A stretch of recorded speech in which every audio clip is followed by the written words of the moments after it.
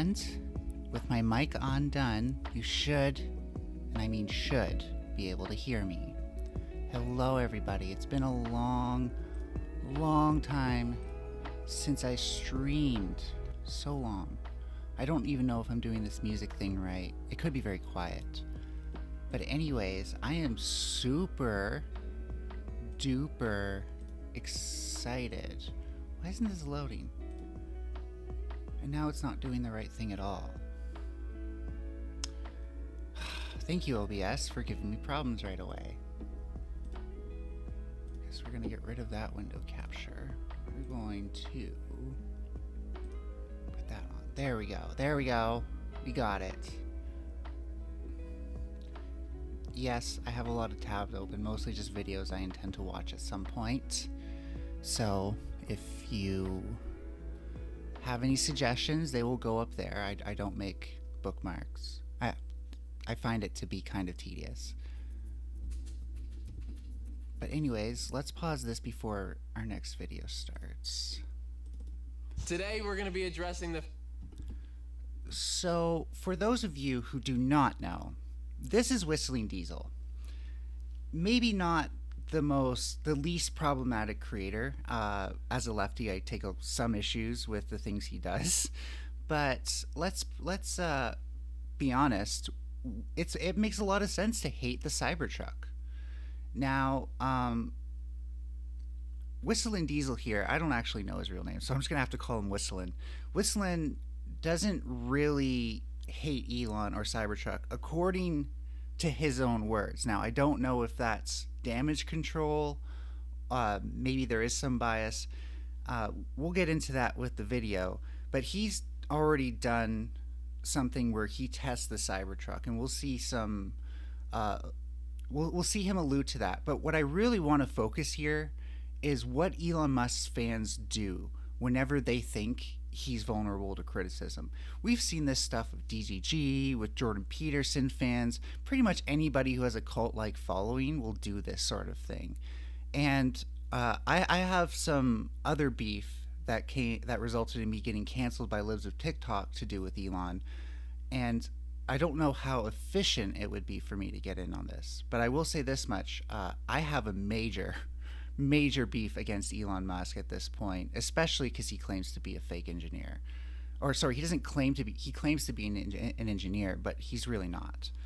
So anyways, let's get into this video, and I definitely will have some thoughts throughout. The fact that the entire Cybertruck frame snaps in half. What? No!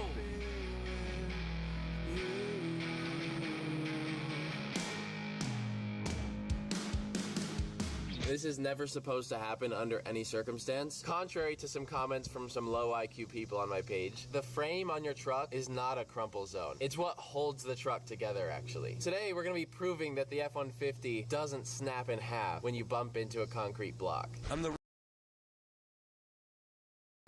Okay, I just realized I have a major audio malfunction, and I want to pause the video to make sure you guys will still be able to hear this after I play it. So we're just gonna this scene is just a clip. So Rear bumper on your new Tesla Cybertruck. And I am barely hanging on. Actually, I got my headphones on now. broke when it fell. The Tesla dropped 6 feet with the rear hitting the concrete, but they didn't do the same with the Ford. If they had, the Ford would have broken in half.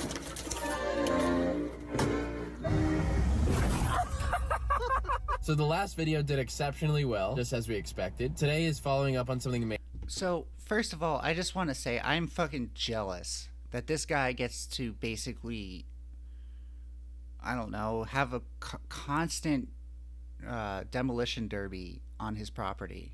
Just a never-ending one. He has so much freaking money, and of course I don't like the rich. But the opportunities this clearly provides him. Yeah, I'm a little bit jealous. I would love to be able to take an excavator to a Ford F-150. That's not, I don't think that that's uncommon. I think that's very natural, actually. Humans kind of love to destroy stuff, if we're being honest. So I'm not going to, it's very wasteful actually, so I should be a little bit consistent. It's very wasteful. Probably not any more wasteful than the rest of society. But yeah, like if someone said to me, you could spend the rest of your life just fucking up cars and stuff like that, I totally would. I totally would. Major that we need to address. There were several concerning things, including the entire frame snapping off with the hitch. First of all, I think the Cybertruck is a great innovation. I really like Tesla and Elon. I think that Elon is thinking outside of the box, and that's really important as humans to think outside of the box. All the other automotive... Okay, so now we come to my first problem. And what he's going to say here is essentially like all these other truck companies do the same thing. Cybertruck is arguably too innovative, for one thing. And the second thing is that it's definitely a vanity project by Musk. And that's what causes so many of its problems. You see, if you can hire enough engineers to make any of your dreams come true, that's just called being rich. That doesn't take real innovation. Sure, maybe he's brave for putting this on the market. Some would argue foolish, but I think that the core problem with Elon isn't that, it's how much he innovates. It's that his innovation comes at a cost to society. First of all, streets are less safe with the Cybertruck on it. That's just patently true. This thing is not safe for pedestrians. It just isn't. Especially kids and short people, because you can't see them in front of you. That's kind of bad. Also, when this thing hits a car, it does not crumple properly. It's not at all crash test rated or designed to handle impacts. I think Elon's mentality was that you'll just plow through the other person, which, by the way, it's a great way to get lawsuits once the deaths start to accumulate. Finally, the biggest problem is that when you look at the first video on this, and I'll leave you guys to do that on your own, because I'm not trying to promote Whistling Diesel here, but when you look at the first video, it's very, very clear that a lot of the ways that Cybertruck is made is not standard and not the way cars are supposed to be made, like glued on panels. I don't know if many people know this about glue, but glue has a shelf life. All glue does. There's very rarely both a very strong and a infinitely lasting glue. A lot of times those are just resins. And most glues, by the way, work on something called electrostatic bonds, which means they kind of hold things together not by directly like forming a chemical bond with them, but by having like a static charge between each and every little bond that it can have, which is a lot. Like, don't get me wrong, that can be very strong. But the problem is that something like water or even a different static charge can interfere with the binding properties of such glue. The worst thing being time. Dust gets in there, other microscopic particles, gets in between that layer, between the glue and the surface that you're trying to adhere to, and it just eventually will fall off. And if the dirt is hygroscopic, which means it tends to pull moisture out of the air, then it'll actually be even more efficient because now you're adding water to that mix, and water is very good at eliminating hydrostatic bonds. So, just case in point, don't glue your panels to your truck, right? Don't, like, all these other companies here, they may have kind of like a common design language and it can look very generic, but they actually have frames that are meant to crumple when you hit something, which is safer for you because your body's no longer taking all of that kinetic force. They have panels that are actually put on in a way that's meant to last, and that's easier to put on again. That doesn't just require more glue. So it's if you buy a Cybertruck, that's your own choice. I think you get what you pay for and then some. So when you look at what people are paying, how long these things are in the shop for, whether or not like these things tend to just get replaced half the time, this is not an efficient thing that's going to last for very long. Tesla has been reduced to basically giving these things out in charities, because that's their best hope of actually getting people to see these things on the street, I guess, and on YouTube, because I don't really see it being offered on TV that much. Manufacturers are kind of staying inside of the box. Look at what Elon did. But that really wasn't all the same shit. Like, the different trucks had their different features, and certainly different companies, and I'm not trying to promote these companies, have different things that they try to promote about their trucks. Now, the pickup truck marketing kind of industry is very generic. Like, you want towing power, you want strength, you want to go through off-roading stuff, blah, blah, blah. Every commercial, if anything, looks the same.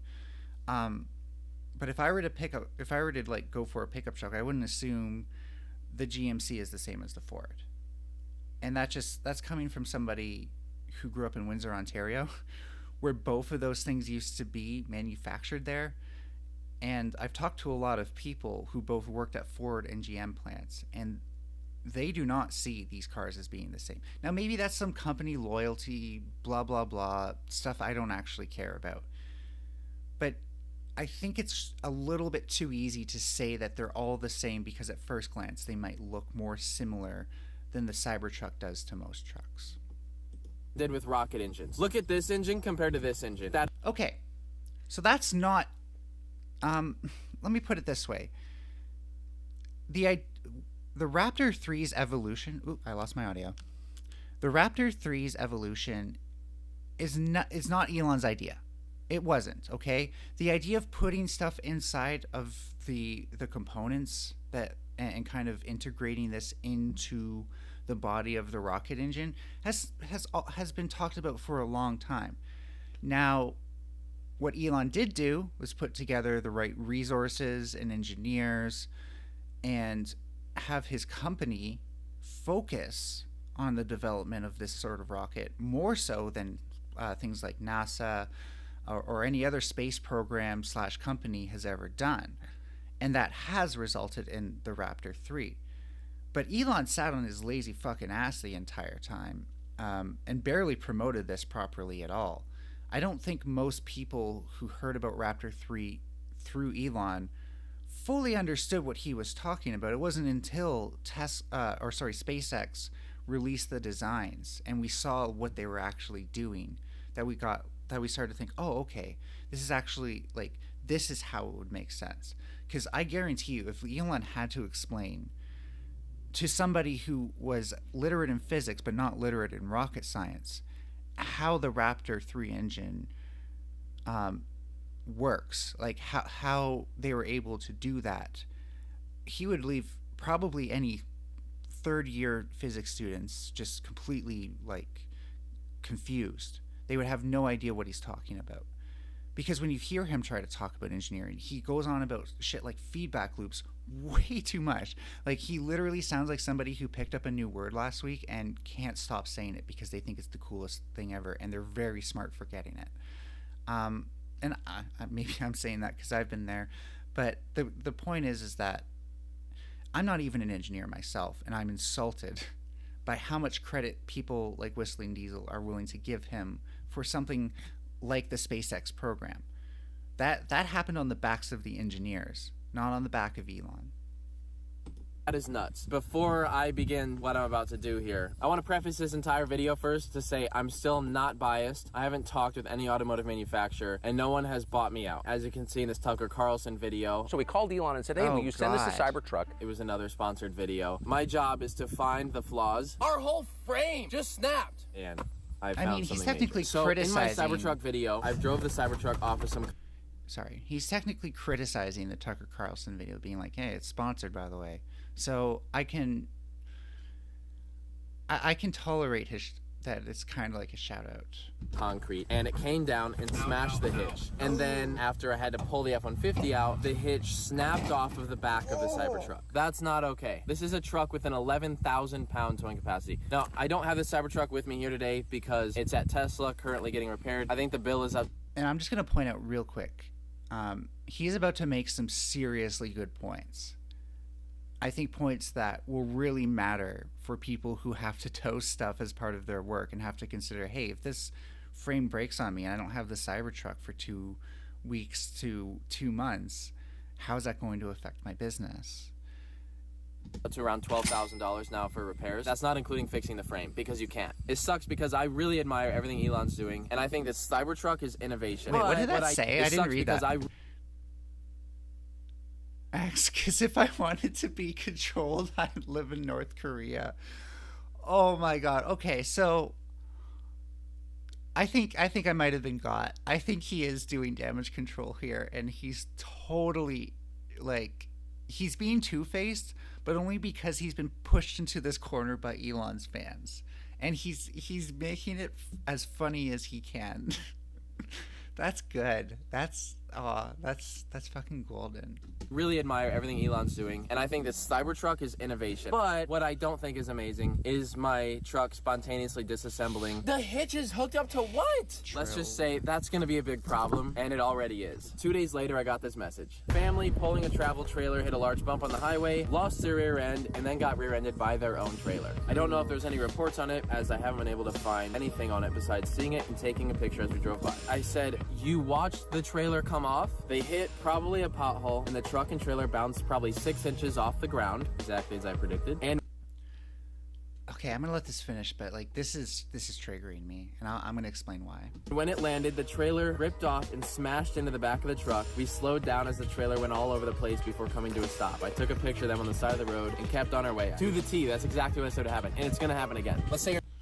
Okay, so yeah, and he has said that this will happen in the last video. So my problem with this story and why it affects me personally is because I ride a lot of bikes, and I do it with like 2 particular ways that I don't mean to brag, but it has everything to do with what I'm with this. So I ride with no hands, and I tend to try to keep my momentum even in city streets, which means I try to go through intersections even when there's a red light, weaving through cars that are moving and stuff like that. Very dangerous stuff. It's an adrenaline rush. That's the only reason I do it. But no. I just really like biking, and it makes more sense when you ride in a more efficient way. So I'm always having to think like, okay, if I fuck up and that causes someone to crash or something, that's on me. If I force someone to slam on their brakes because they don't know what the fuck I'm doing and that causes an accident, that's on me. If I force someone to swerve into something, that's on me, right? And now I'm just defending myself, so I'm going to stop with that diatribe. The point being that when I'm doing that, it's very much like a self-awareness issue. If I'm not self-aware of like what's going on in my head and situationally aware, then I'm not going to survive. It's actually that simple, because I need to keep track of every variable around me. And one of the scariest things is the idea of like my chain popping or my crank arm just snapping when I least expect it, because you can be incredibly situationally aware of the cars around you and what they're doing, where they're planning on going. You just kind of like apply driver logic to them as best as you can, and you also give them room to operate. You can't do that if you're not anticipating something. And this example of the you hit a bump and the trailer just rams into the back, you can't anticipate that. You can't. And so the problem with that becomes, how are you supposed to feel safe as a driver, knowing that could happen at any moment? Now, I'm not telling Tesla drivers to feel unsafe, especially with other models. Like, we don't know. I haven't seen him test those, so I'm not going to make any assumptions about, I forget what the cars are, to be honest. I only care about the Cybertruck. But so we can't extend the logic that far. But I do think Cybertruck users are better off if they don't have a family with this thing. Yeah, no, like, if anything, I think it's really ironic that Elon's passion project or vanity project ended up being something that makes more sense for single white dudes who probably have been divorced and are going through a midlife crisis. So it's like with me riding no hands in the middle of traffic. If that's your thing, if that's what you get off to, if Cybertruck, fills your holes just right, then go ahead, do it. Like, do the Cybertruck. But if you want a vehicle that you can rely on, or if you actually have a family, what are you doing in this thing? How? Who? Like, what are you thinking? Anyways, that's my rant. Rant number 4 at this point. Your trailer hits a pothole or gets a flat, it could shear this whole thing off. As you can see in Tucker Carlson's video, they're loading up a dump trailer full of dirt, which weighs considerably heavier. Or this guy hauling a skid steer, or this guy hauling a TRX, or this guy hauling other things. Wow, yeah, there's gonna be a lot more accidents. So I hope you don't hit a pothole on the road because your entire hitch is gonna snap off. If you've been hit by a rogue trailer that snapped off the back of a Cybertruck and flew over the median going 80 miles an hour, call Sweet James, accident and injury attorneys. But good thing for me, that didn't happen. If you've been innocently smacked by a trailer that snapped off a Cybertruck, flew across a median, flipped 8 times, and hit your pickup truck, call Sweet James, accident and injury attorney. No way this is a real advertisement. That is so funny. With over $1 billion in settlements, don't pay unless you win. This is actually something that could happen. You know what? Fuck it. As a content creator, so today we're bravo. going to be addressing some incorrect statements that people have made regarding the physics and metallurgy of the Cybertruck and the F-150 as well. There's quite large differences in the composition of aluminum versus steel, and a lot of people just don't seem to understand that. What's this? Oh, it's the low IQ comments we had printed out. Hey, why didn't you just open the door?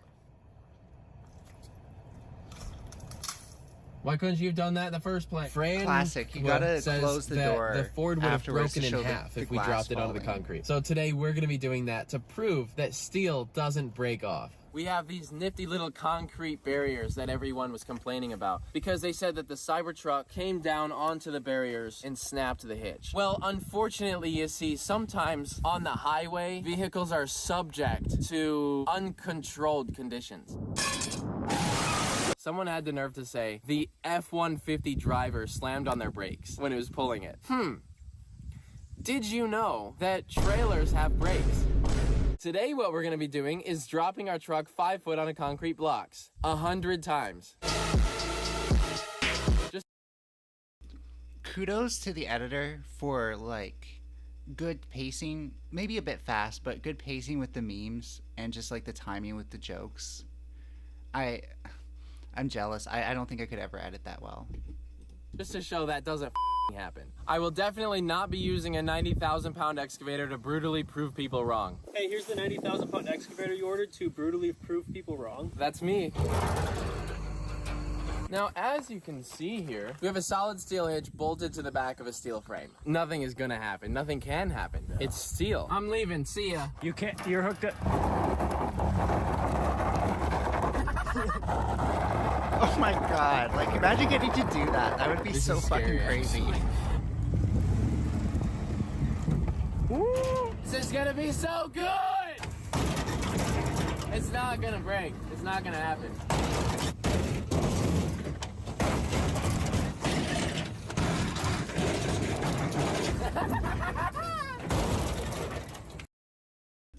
Okay, so as a science communicator, you can't really see that, and you will once I play it, but it says at the top left corner, feet dropped onto concrete, and it's 20. And the problem is that they're adding this as if it's summing.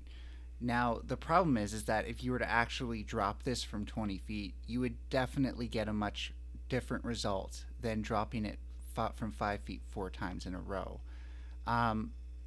It's not, how do I put it? When things accelerate, they accelerate exponentially. And so the difference in speed from a 20-foot drop and a 5-foot drop is not 4 times. It's hundreds. So I don't like the way that they say that. Technically, it is counting how many feet in total have been dropped. But we can't say then that we dropped it from, say, for example, 20 feet after dropping it this many times.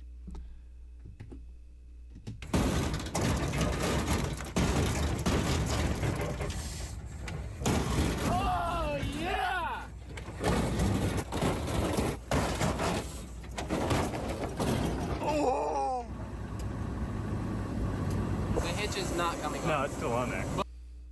Okay, so I want viewers to take note of where that just bent, right? It bent at a very crucial point. And car designers particularly put these points in the frame so that way the frame remains rigid with typical use, but at high impact, high collision scenarios, these points can bend and not bend the entire frame as well. And what you're going to notice, well, just hang on to this, because you'll notice that this comes into play again as they do more to it. Oh, I just figured out I can mute myself with the spacebar. Cool. But I think something major did happen with the truck. Yeah. Actually. I will agree, it is bending.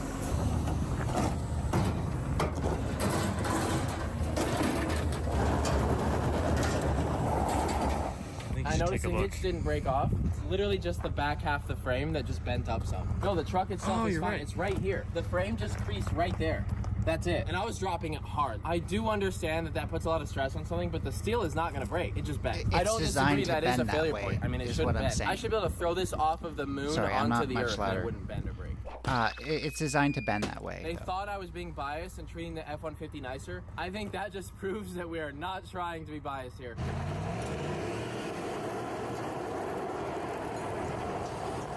At least my hitch didn't snap off and kill people. That's a fucking killer shot. And I am barely hanging on. If you've been hit by a rogue trailer, my headphones just stopped working for some reason.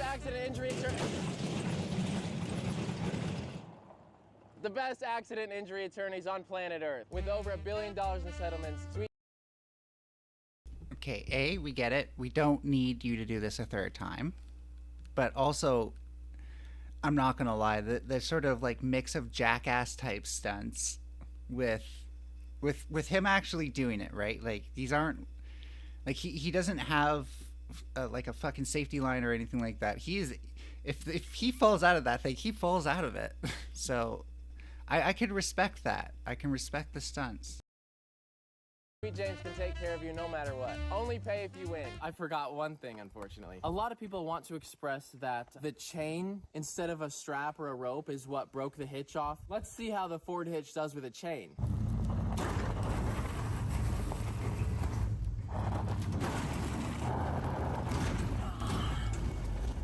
Nothing's broken yet. Yeah, it's fixing itself. It's literally straightening the truck out. All right, let's see if we can straighten our frame back out. Concrete block falling from 15 feet in the air right onto the hitch. Surely that would just snap it right there. That can't be easy to aim, and it's not. I just straightened it out. You fixed it. It's not gonna break. Okay, so yes. Now I need to. This is where I step in to point out that you could have predicted this. You could have predicted that the frame would straighten out, because the frame isn't going to bend anywhere else. So if you apply the reverse force to it that caused it to bend in the first place, a truck frame that is meant to do this will straighten out. However, the Tesla truck frame is probably permafucked. It does not have the means to straighten itself back out. It can bend in one point, and because of the tension that's now in the steel, when you try to bend it back, it'll bend in another point. And that's like, if you've ever tried to straighten out a wire by bending it in the reverse direction, you start to realize that it's really hard to bend that wire back where it's bent in the first place. You have to really get in there and bend it just on the outside of that bend. You can't take the ends and bend it back, otherwise it'll just bend everywhere else. So this isn't why they do this. Like, they're not intending to bend truck frames back, of course, but it's another way of saying, like, a normal truck could handle like maybe a bit of bend in its frame, and then that might even buffer back out over time with normal use. The Tesla will just become more and more warped over time.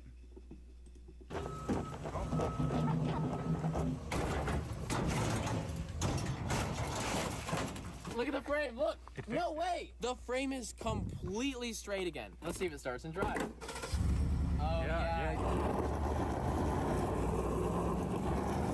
Okay, well there you have it. The steel frame does not snap in half. Cybertruck durability test number 2 is coming soon. As soon as I get the truck back, we'll start on that. I know for a fact that under the right amount of stress, every single Cybertruck hitch is gonna break off. So I'm not sure what they do about that. I don't know if that's a recall or if that's as simple as calling every truck in and switching the labels to say less than 7,000. So yeah, that's a difficult decision. I don't know. I have not heard from Tesla yet. Now you may ask yourself, do Cybertrucks perform better than old steel trucks? And that is what I put myself here today to ask myself, to really question, to see if the new government-required electric trucks are really better than the gas trucks. Stay tuned for more unbiased bullshit.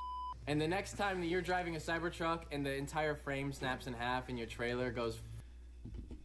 So, I'm not sure how unbiased Whistling Diesel actually is. I will say this much, though. His tests are worth noting. Probably could be more rigorous. Definitely could be more rigorous.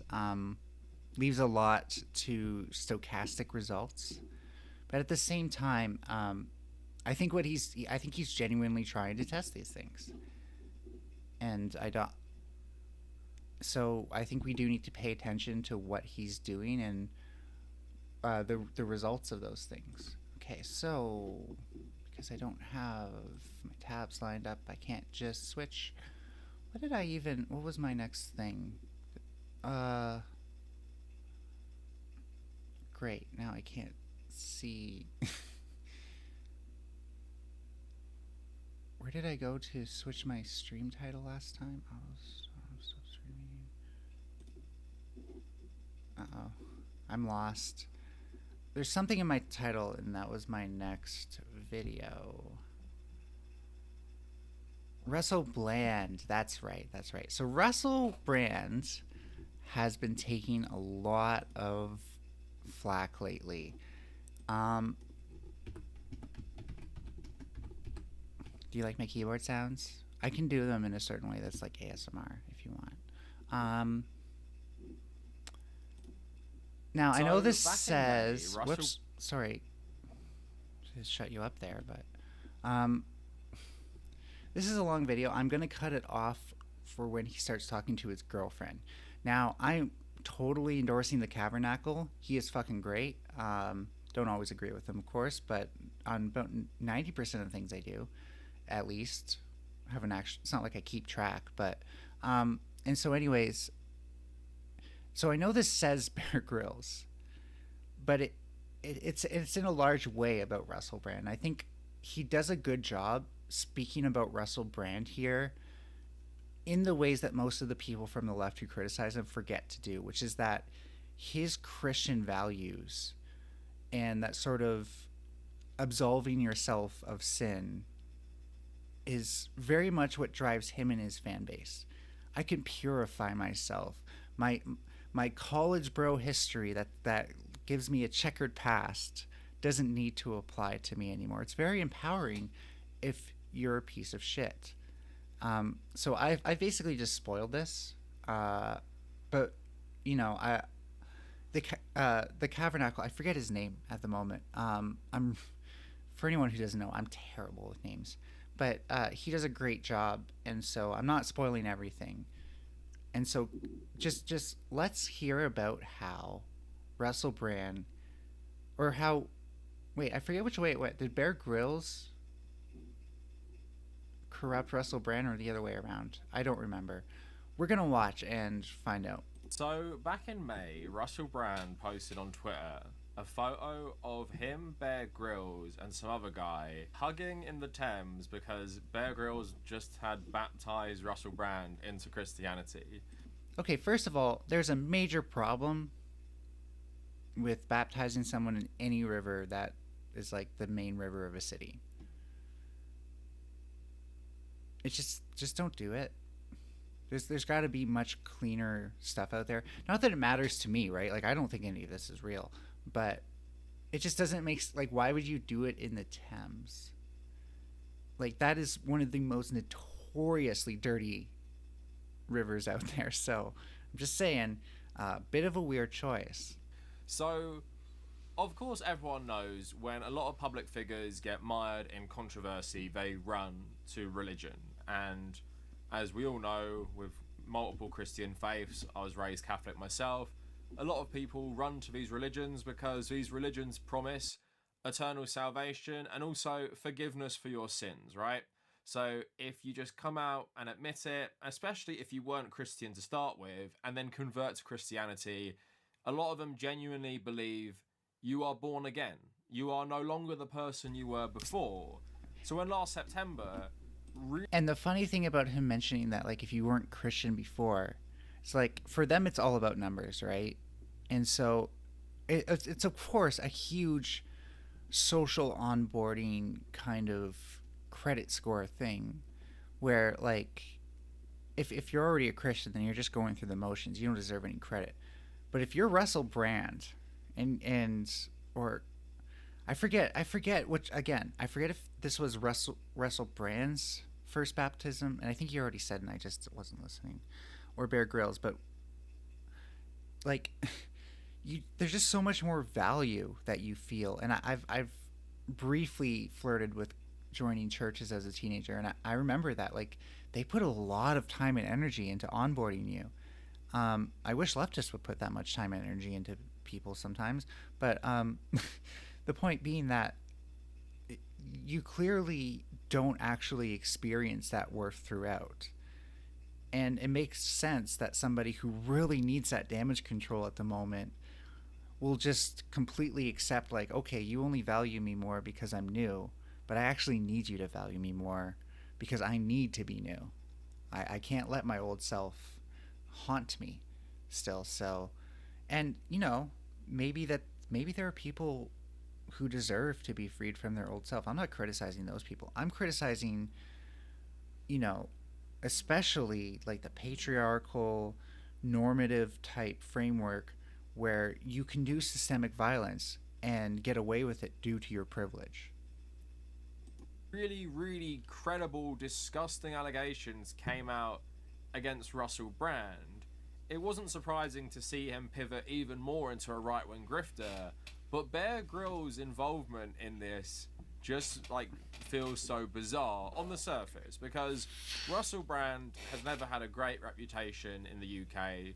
He's always been controversial for different reasons, but now he's controversial for, like, very legitimate reasons of him just being a nonce, right? So after all of that comes out, you think it's weird that someone like Bear Grylls would, like, ruin his reputation by even being associated with him, because most people just know Bear Grylls as this celebrity adventurer who's done extreme stuff, and he's always been, like, fairly popular or admired. I've never particularly liked him or watched his stuff, but that's why I enlisted my girlfriend Holly, who growing up was a very, very big fan of Bear Grylls, and for most of the video it's just going to be me and her chatting about, like, why Bear Grylls has gone weird, or, like, has he always been that way? And there are some elements of him always being quite strange that have resulted in him being the guy to baptize Russell Brand into Christianity. Now, what is weird is, although this might seem like a perfect kind of video for someone like me who made videos calling out Russell Brand, like, how many years ago now? Like, over 2 years ago, talking about his weird pivot to becoming a conservative grifter.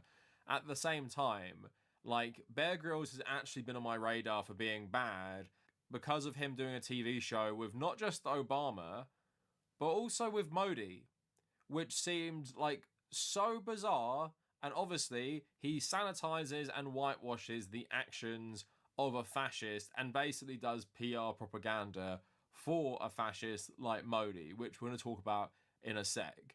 And also, he popped up on my radar when I made a video about the Liver King, because the Liver King supplement company was also being promoted by Bear Grylls, who basically completely switched from eating a vegetarian diet to now only eating meat and eggs.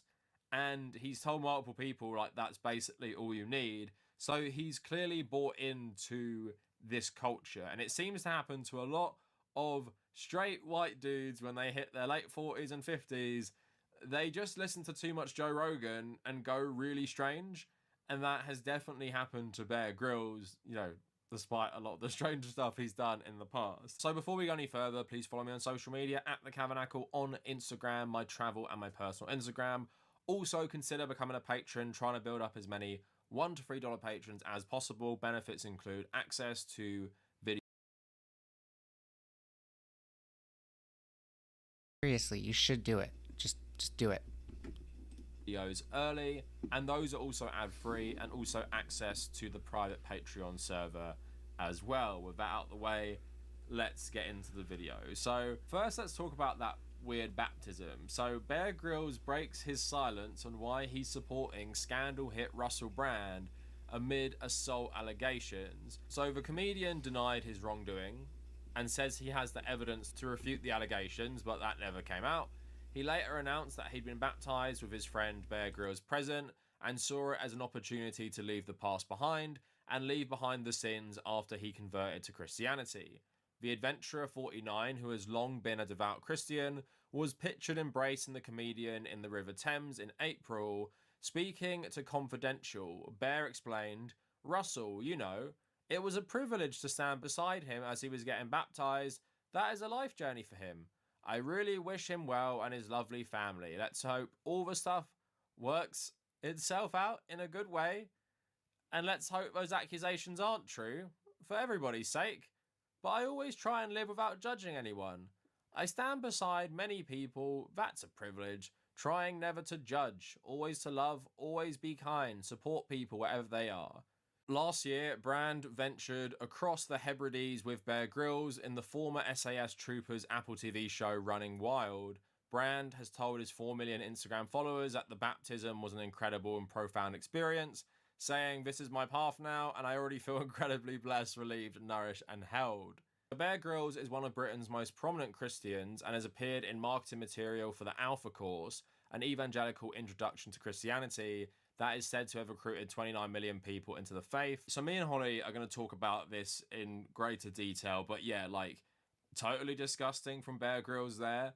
And if you wanted to give him the benefit of the doubt, if he... Do I, though?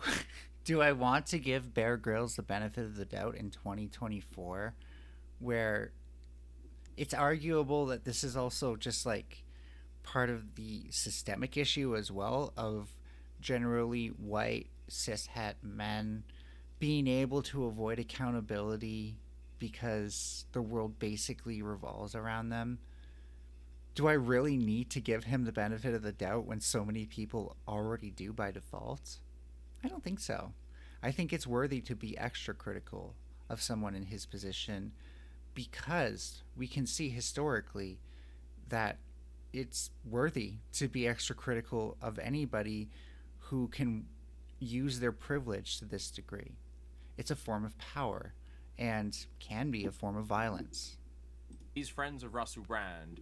He might not have read the whole Times article, which was very long, and just like maybe heard the allegations, asked Russell denied them, and then moved on with his life. But that is probably being way too kind to him because, yeah, the allegations are so disgusting, so credible, and the article is so well researched, sourced, and written, it's very hard to believe that Russel Brand could disprove like any of them, and he hasn't, right? And they did that this year, about 8-9 months after the allegations. So Bear Grylls clearly doesn't care. And a lot of evangelical Christians, and these people are the most fanatical, and I've met English evangelicals as well, who just seem so bizarre to every other mainstream Christian faith because, yeah, I was raised Catholic. I've known people who were raised Church of England. Then I've known people who were raised evangelical. The thing that unites the Protestants and Catholics largely is, like, we don't really take it that seriously, and plenty of us don't really believe in it at all. But evangelicals believe. This is the second time about hearing about the Church of England. I haven't looked into it, but that disturbs me. Like, if there's going to be anywhere that's like the institution of Christian nationalism, it's probably anywhere that's the Church of insert nation name. So being called the Church of England, just on its face, definitely bothers me. Because I know there's no Church of Canada. There's no, that I'm aware of, Church of America. So right off the bat, that makes North America seem... No, it's still systemically Christian nationalist, but there's not an actual institution that you can point to and say that's Christian national. You can point to the churches, but then people will point to other churches and say, well, how come these ones aren't Christian nationalists? And they'll have a point. But with the church, with Britain, you can just say the Church of England. That's the Christian nationalism is in the name. I of course hope it's not that bad, but based on how the Tabernacle is describing it, I have a feeling it is. The worst of it, and they really believe it as well, including stuff like, yeah, everyone can be forgiven if you only convert. So not surprising that even if Bear Grylls did believe all the allegations, he would like still do this. But yeah, I find Bear Grylls disgusting anyway because he uses his TV show to platform some of the worst people. So here's a review from The Guardian of his Man vs. Wild with Modi, obviously the Prime Minister still of India, but this was back in 2019. And Chitra Ramaswamy wrote this review and probably tells you everything you need to know. So in the foothills of the Himalayas, the heavens open and toxic rain drills the earth of the Jim Corbett National Park. Bear Grylls is pacing like a posh white ex-SAS soldier turned survivalist. He's got pre-match nerves. This is what happens when two men and a bunch of Secret Service meet in the jungle surrounded by tigers, and the other man squaring up to the wild happens to be the Prime Minister of India. Hours later, the motorcade appears carrying the far-right nationalist leader, once widely rebuked as a Hindu supremacist, but now a perfectly palatable subject for the Grylls treatment. Come on, Grylls took Barack Obama to Alaska. In the reign of false equivalence, why not Modi? I don't think it's a false equivalence to put Modi and Obama in the same category. Although Obama is far more friendly to celebrities and has a celebrity image and has been like whitewashed far more, Obama was still president of the worst country on earth for 8 years and did loads of terrible stuff. So yeah, I do put him in the same category as Modi. Even though Modi is just like an open fascist, Obama still did terrible things at the head. Yeah, that is really how you have to think of even Biden. If you're being honest about what America stands for, because that means that they stand for it too. America stands for Israel genociding Palestine.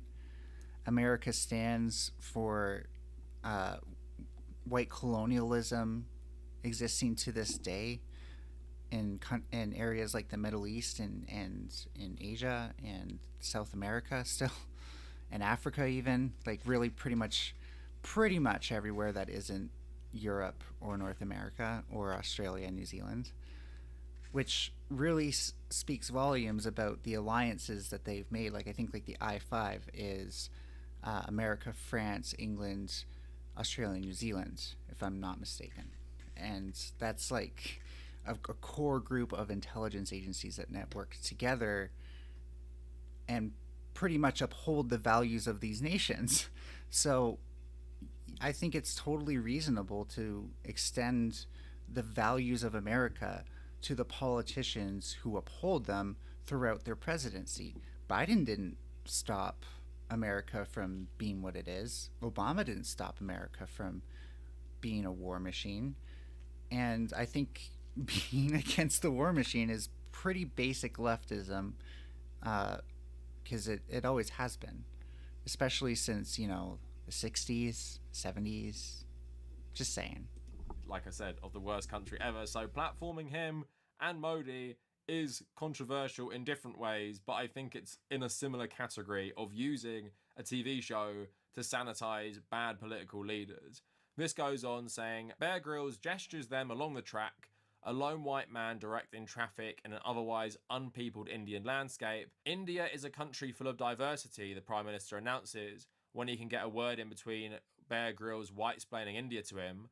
100 languages, 1,600 dialects. Never mind, that is from a leader implicated in the 2002 Gujarat massacre, in which more than 1,000 people, mainly Muslims, were killed. This is Modi, the sage and nature lover, who reminds us, as Bear Grylls hands him a spear fashioned out of bark, that his beliefs don't allow him to kill. And Modi was actually banned from the US for years for overseeing what happened in Gujarat in 2002. It's hard to think of a more And I think that really speaks volumes about how detached people can be from their actions once they get enough power within the system.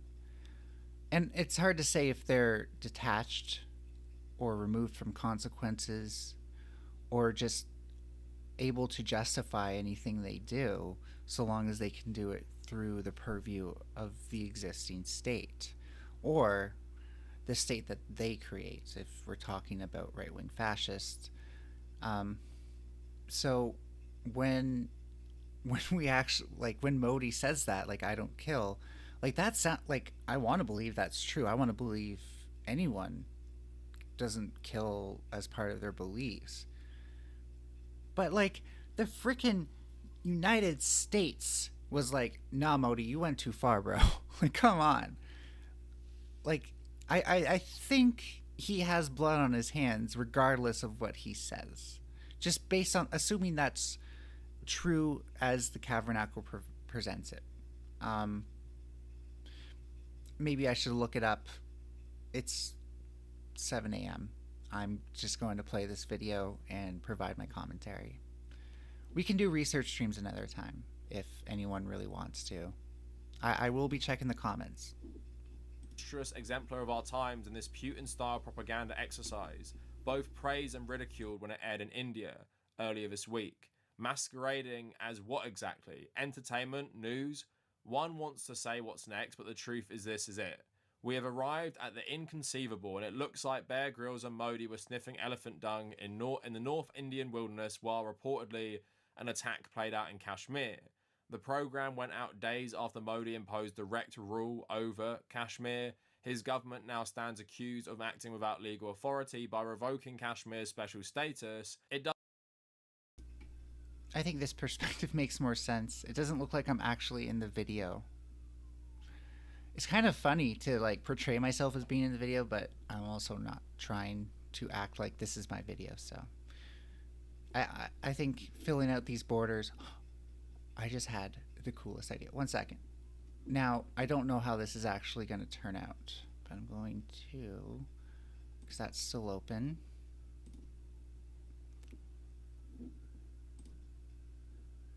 We don't need another one of you. Oh. What happened to the other window?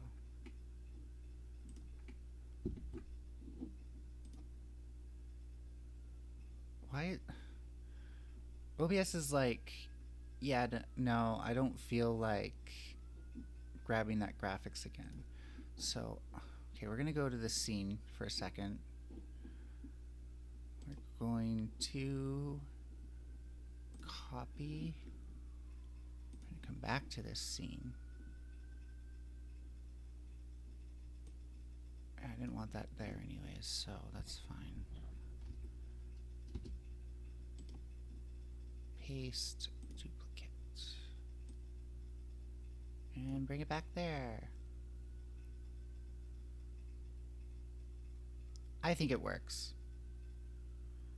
I could play with it a bit. I think I do want to do that actually. So what I want to do, we're going to bring this over here. Pull, no, we're going to Alt, bring it up to here, and then re-stretch it. So that way the Melanie can come back in and appear sometimes. It's going to be a bit more stretched. Oh no, that just stays like that if I do it that way. Okay. So sometimes you'll see Melanie, sometimes you'll see Cosmic Fox. And that's just my channel name. And that will fill in a bit of a border. I think. Yeah, because I stretched it. So we're just going to have to let that run. Let's keep watching about Bear Grylls, and ultimately I think the next chapter, oh no, so we're gonna watch up to this, I think. Doesn't stop Bear Grylls from banging on about how dangerous the Enterprise is. We have more Russell Brand content. Man in India. He honestly can't remember is to keep you who alive, else talked sir. about him recently. They sail across a freezing river on a makeshift raft, plunging deeper into the mythical land of Modi's self-image. We hear about his impoverished childhood, his teens spent learning from yogis in the Himalayas, and the 13 years as Chief Minister of Gujarat. Before my country decided I needed to do this job, we hear how this perilous hike, in which the only real danger lies in the loss of one's moral compass, is Modi's first holiday in 18 years, and how he has never felt fear, which is truly terrifying. In my mind, it never occurs to me who I am, he says. I am above all this, to which Bear Grylls can only sigh, you're an inspiration. Finally, it is time for the leader of the largest democracy in the world to return to his chopper. Before we go, could you allow me the privilege to say a little prayer for you? Bear Grylls asks, and he gives thanks. For this great man and this great country. Bear Grylls is an absolute simp for authority as well. He loves the royal family in the UK. I'm sure he'd do this with any British Prime Minister as well. And I'm sure he'd do this with Netanyahu, Putin. I'm sure he'd do it with a whole host of leaders. But I think he chose Modi specifically because most British people who don't have any South Asian background don't know anything about him, right? So if you portray him as this spiritual holy man in your TV show, no one's going to find that controversial, right? The same way most British people won't find it controversial if you platform Obama, because most British people don't know the bad things Obama did anyway. So yeah, Bear Grylls is really disgusting for this, considering this guy is still at the heart of so much oppression and disgusting shit across India and South Asia. I don't know who thought this was a good idea, but now let's get on to the second part of the video. This is me and Holly, who was a massive Bear Grylls fan, read his book, has met Bear Grylls, and I just ask her questions and we talk about why he's gone so weird, especially when he used to be a vegetarian who now eats an all-meat diet. So for this video, I thought I'd bring my girlfriend. Yeah, I'm not Holly, as interested in that part. She's the biggest Bear Grylls fan, probably. So, how does that look for you guys? Okay, that's not too bad. That's not too bad, because I got dark mode, bitches. I'm not calling you a bitch. I meant that, like I'm a 90s bro, which is problematic now, isn't it? Shit. Forget I said that. So here comes another great channel. The Cavernacle's kind of like a every other day kind of uploader. Timba is a serious video essayist. Now, it's not to say Cavernacle isn't serious about what they do, but I think we'll see. And I don't want... No, we're starting at the beginning, YouTube. I haven't finished this one. This is proof. Oh, in April 2022, I can just press political 0, commentator right? Russel Brand informed his audience that the establishment media were engaging in a deliberate strategy of cultural censorship against the general population. According to Russell, the media was constraining the attitudes of the public towards the war in Ukraine by artificially confining their coverage to two parameters: sanctions and escalation. A consumer who only reads traditional press will see Ukraine coverage confined to the following parameters. Should we stick with just sanctions and sending arms, or up the ante? That sounds like there's an intended outcome. They're not trying to look at all possible outcomes. This sort of cultural censorship must be part of the intention of the state. Russell went on to explain how this perfectly lined up with Noam Chomsky's theory of manufacturing consent, that the media were keeping the views of the public confined to a tiny box so the public will become brainwashed and complicit with the agenda of the state. One of Chomsky's famous lessons is the function of the mainstream political media stratagem is to... I freaking hate when right-wing weirdos use Chomsky. Like, they just cherry-pick Chomsky to fit him into their worldviews. You think Russell Brand really tries to understand how Chomsky sees the world now? I mean, I could probably put more time into that, but that's why I don't go quoting Chomsky all the time. I'm saying Chomsky. I should say Chomsky. That's a really bad habit and not one that I've verbally bothered working out, but I don't spell his name as Chomsky, of course. To keep your Nom Chomsky, sorry, I had to do it. Views confined to a tiny little box. Or should it be sanctions, or should we up the ante? What about come to some sort of deal or something, some kind of peace? How about we reorganise our whole sanctions or up the ante? Russell's critique was kind of funny. if this is your style of humor, confidently delivered and draped in the lexicon of human psychology, which all lent him the legitimacy of a seasoned expert, someone who must be analyzing and dissecting media events in detail, and from all that experience is now able to pull apart the media's hidden motivations. For this reason, it's not hard to see how the average person who sits down to watch a Russel Brand video immediately starts finding his arguments very persuasive.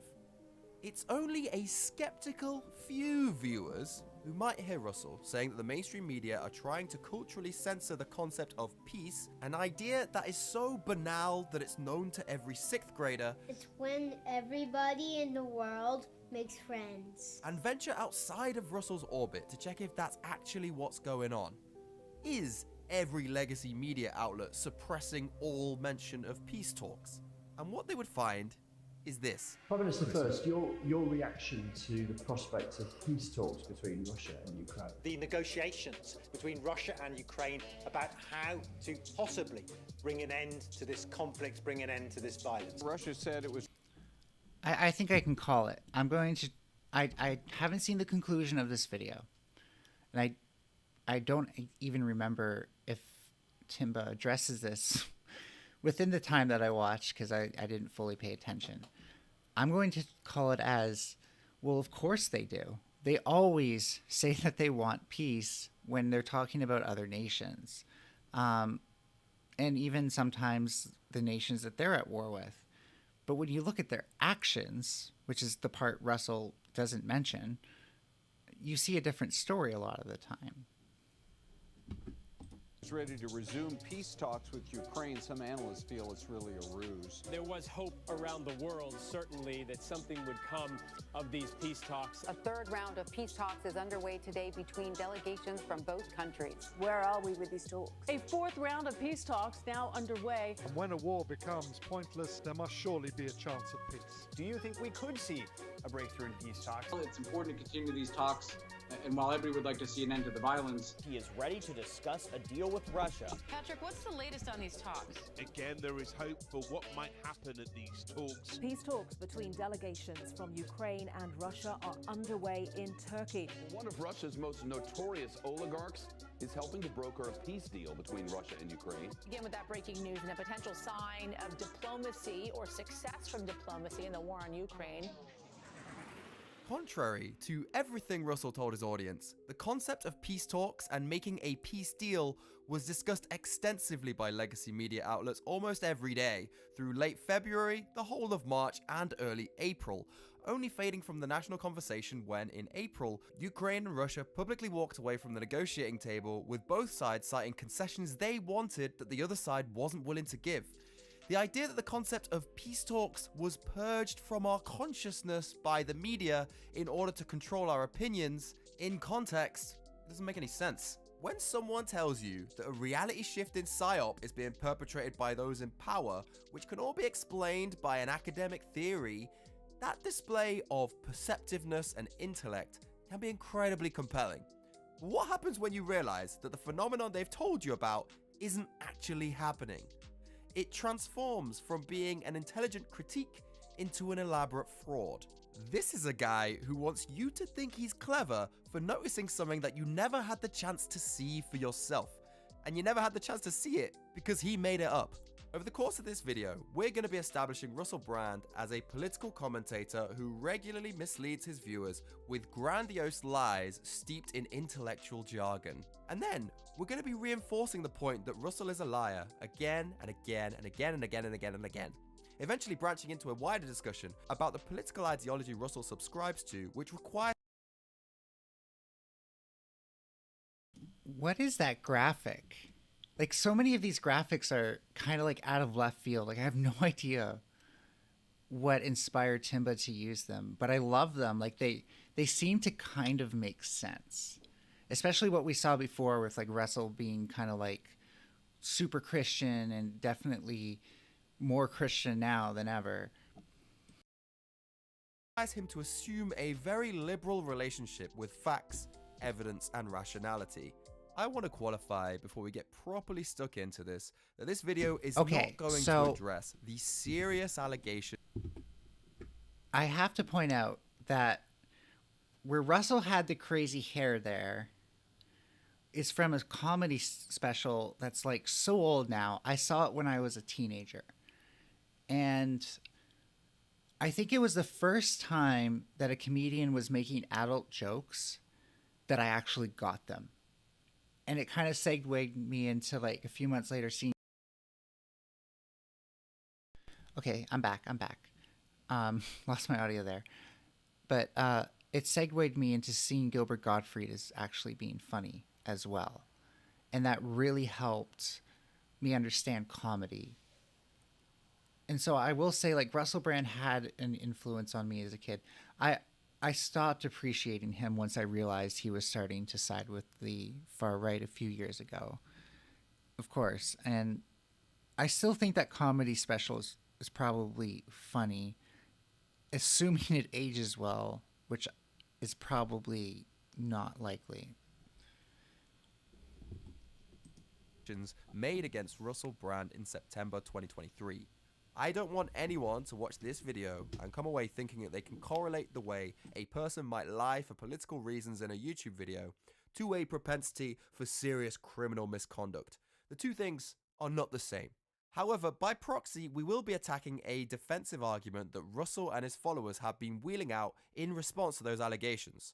That Russell is being attacked by the establishment for telling the truth. It's been clear to me, or at least it feels to me, like there's a serious and concerted agenda to control these kind of spaces and these kind of voices. And I mean my voice along with your voice. I'm aware that you guys have been saying in the comments for a while, watch out, Russell, they're coming for you, you're getting too close to the truth. He's winning because he is a man who generates his own content under his own speed, under his own expense. Yeah, he is a threat to all of these newspapers. The reason he is a hero to millions of people, millions who will be watching this channel, is because of his position on politics in the last 3 years. It's time to look at the man behind the brand and work out what Russell's heroic, truthful positions are all about. Drop.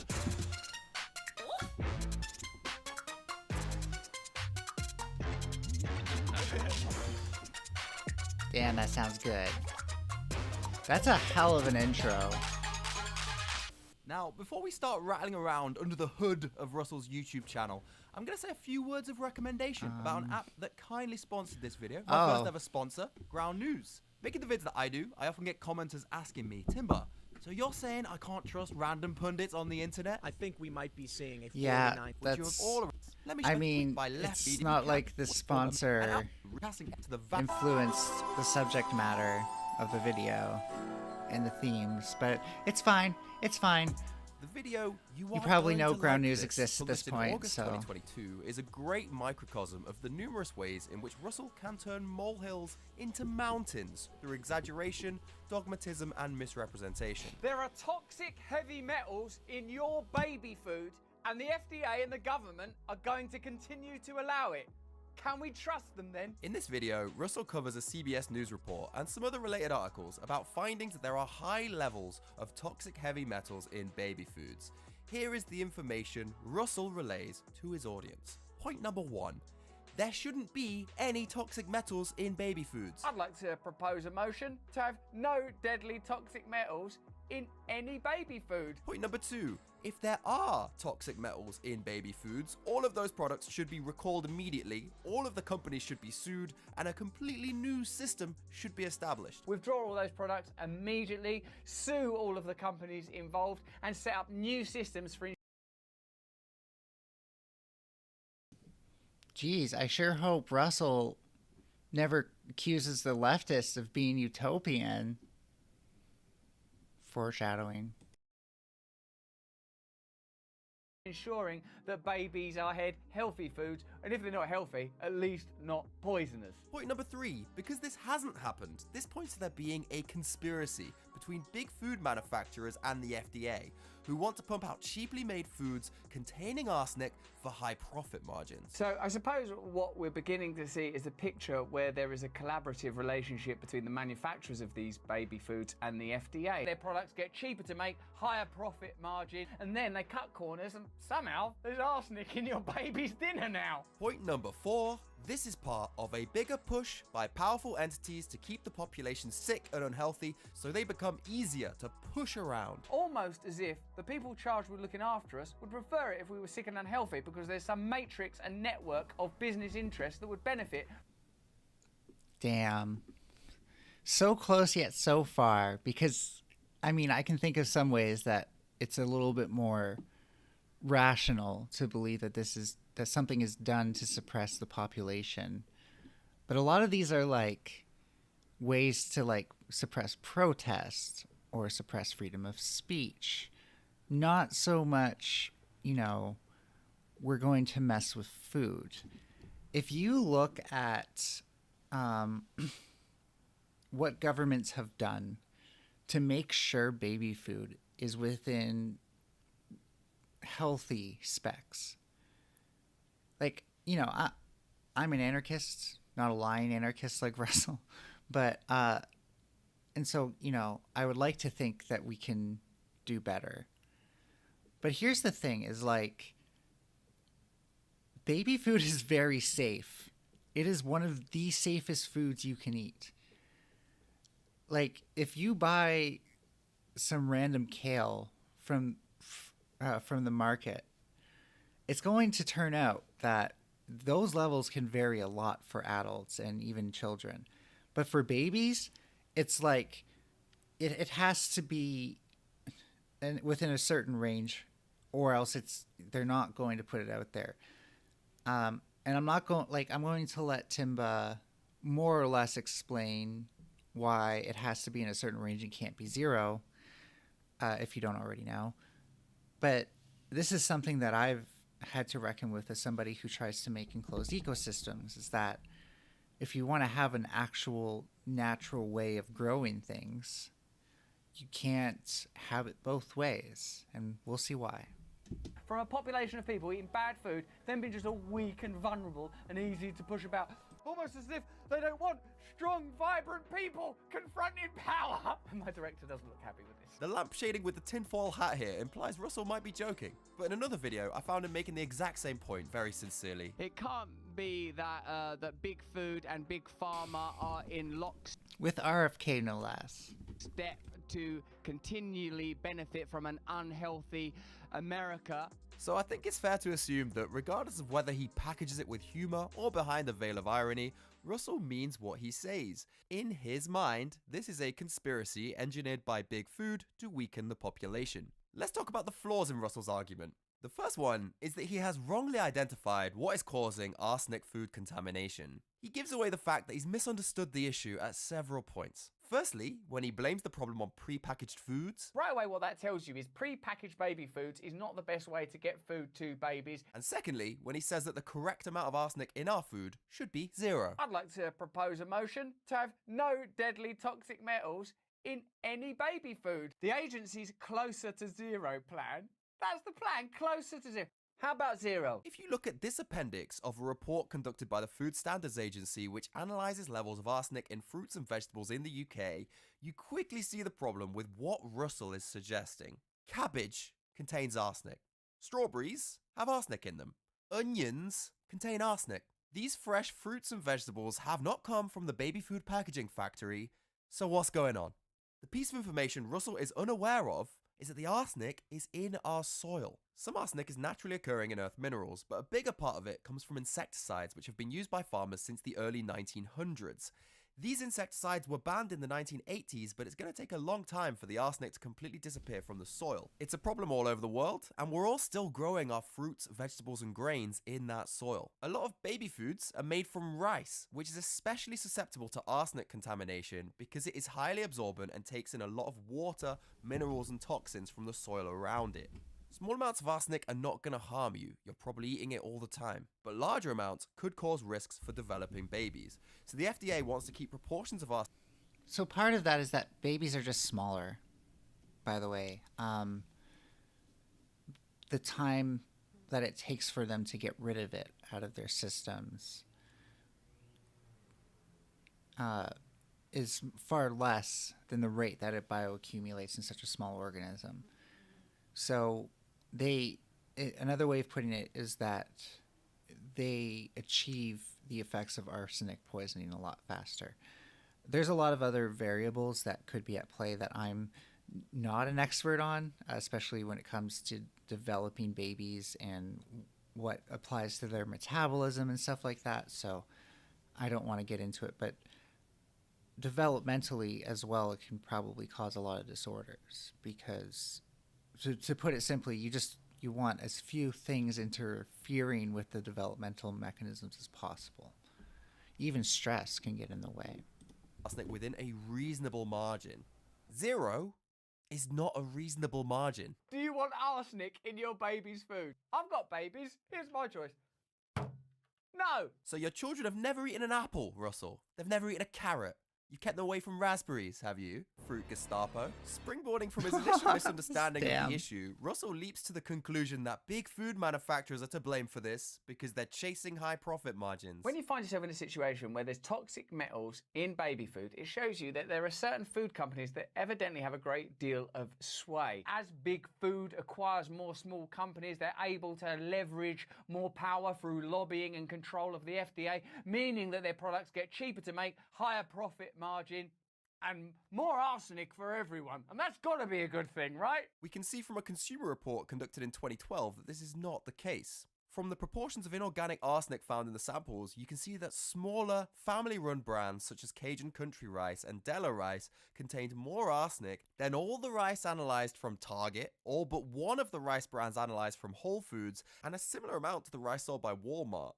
If big manufacturers cutting corners is the problem, why does their rice contain less arsenic than the rice sold by smaller brands? Russell's claims make no sense. Yeah, and I was tempted to think about this as like stores, like grocery stores. And I was going to point out, like, there are companies here in Canada even that have been like price gouging and stuff like that because they do have that sort of power. So it's worth pointing out that that power does exist, but more at, like, you know, the actual retail side of things. It would be particularly hard because there's also, like, when you're a manufacturer or a farmer and you're also dealing with a distributor, and the distributor is actually what interfaces with that larger company, then the distributor also has to be monopolized. And of course, like, Russell doesn't say monopoly in this because that's leftist rhetoric, and anyone who's an actual anarchist would say that. Someone who's a faux anarchist and actually really thinks that systemic power is cool, except when it's used against me personally, that's the sort of person who doesn't want to admit that monopolies as a thing are bad, that we need to do things like trust busting. Sense. Russell goes on to exaggerate the severity of the issue by blatantly misrepresenting a statistic. Baby food are tainted with up to 91 times more inorganic arsenic than the Food and Drug Administration's maximum allowable levels. Russell seems to have chopped off some words at the end of the sentence here. The article actually says 91 times more inorganic arsenic than the maximum allowable levels in bottled water.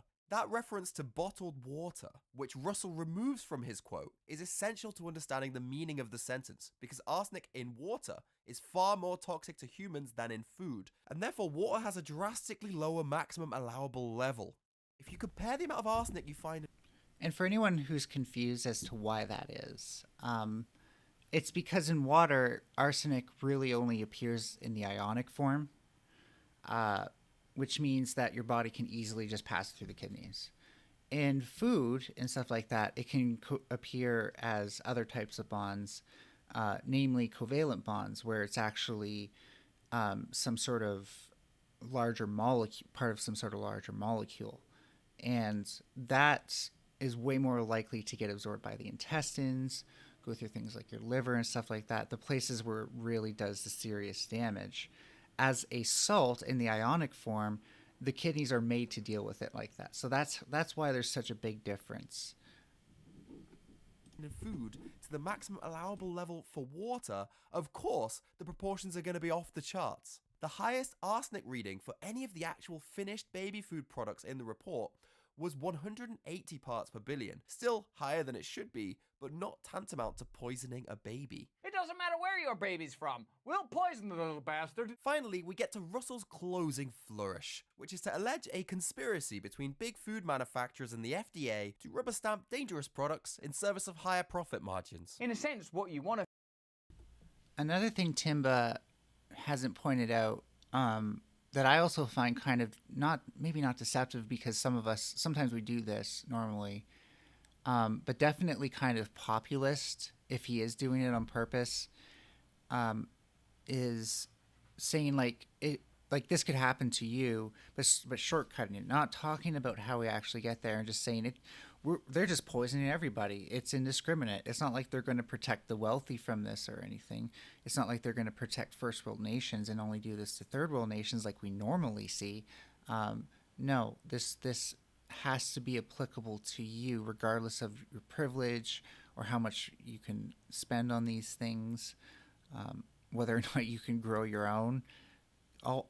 All of these factors just don't matter to Russell's analysis of whether or not this can happen to you. It's indiscriminate, even though it's targeted. I feel is that the regulatory bodies that officiate over the standards of products are operating in the service of ordinary people, of the consumer, of the public, however you see us. Not that they're just an agency that sort of rubber stamp and sign off products so that big food can continue to make profit with potentially dangerous products. There is a collaborative relationship between the manufacturers of these baby foods and the FDA. If there was a collaborative relationship between the FDA and big food manufacturers to pull the wool over the eyes of the public and squeeze profits out of them, one thing we certainly wouldn't expect to see is the FDA publicly investigating their alleged business partners. And yet, the report that is the origin of so many of Russell's stats leads with the declaration that the testing of the baby food products was paid for by the FDA. I mean, I don't necessarily agree with that logic. The problem being that they can do it in plain sight. They do have enough power and privilege to basically say what the plan is. Well, maybe not enough power, because if you look at the right wing in Project 2025, that's like in your face, but they still need the power to do it. But there's definitely privilege there, where they think that they can do these things and not receive the consequences of their actions. Where was I going with this? Oh yeah, and so it's not out of the realm of reality to think that maybe they might do it in our faces. Maybe they might share who they're colluding with and stuff like that. Because I think it's also very possible for them to give away a lot of the plot points, but not like the ending, like to not actually spoil it, in terms of there's still a lot of backroom dealings that can go on despite this. So it can be like, I just think it's erroneous to dismiss that kind of logic hastily, even though it seems absurd at first, because traditionally you think like conspiracies go hand in hand with cover-ups, but really like that's a covert conspiracy, and you can also have overt conspiracies.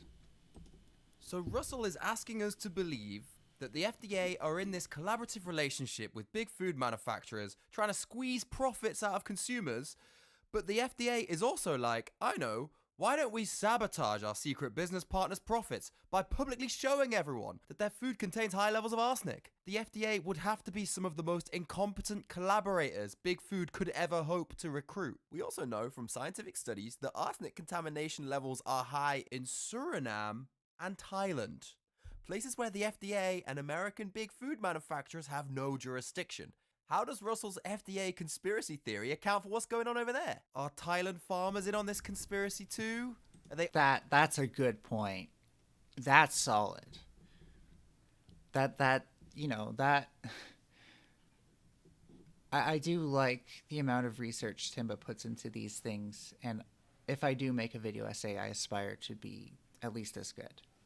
They arbitrarily adding arsenic to their rice so America can look slightly better by comparison? There's an independent watchdog organisation called Healthy Babies Bright Futures, cited positively by Russell's sources, who confirm that their findings line up with the FDA's national testing. They also confirm that big food manufacturers are not the problem here, because homemade baby formula and family brands contain the same amount of toxins as baby food from retailers. They say that their criticisms of the FDA are not that it is at the centre of a baby poisoning conspiracy, but rather that the FDA's timeline for setting new guidelines is too slow, and the FDA's industry-wide targets are not aggressive enough. Almost as if the people charged with looking after us would prefer it if we were sick and unhealthy, because there's some matrix and network of business interests that would benefit from a population of people eating bad food, then being just all weak and vulnerable and easy to push about. We are, frankly, leagues away from having evidence of a sinister conspiracy, and yet none of that stops Russell Brand from confidently manifesting one through his commentary, whilst along the way to that conclusion getting every single fact of the situation completely wrong.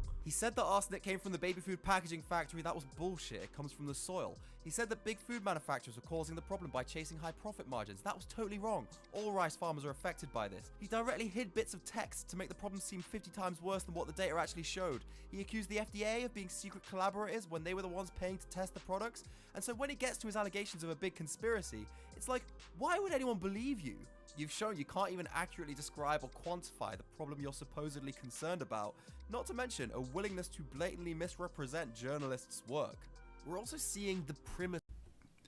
And to be honest, like, what I've noticed is the inability to actually grasp the entirety of the problem is a feature, not a bug, with these type of people, especially the far right, and you know, whether or not they struggle with grasping nuance or just incentivized not to is, you know, a chicken and egg question.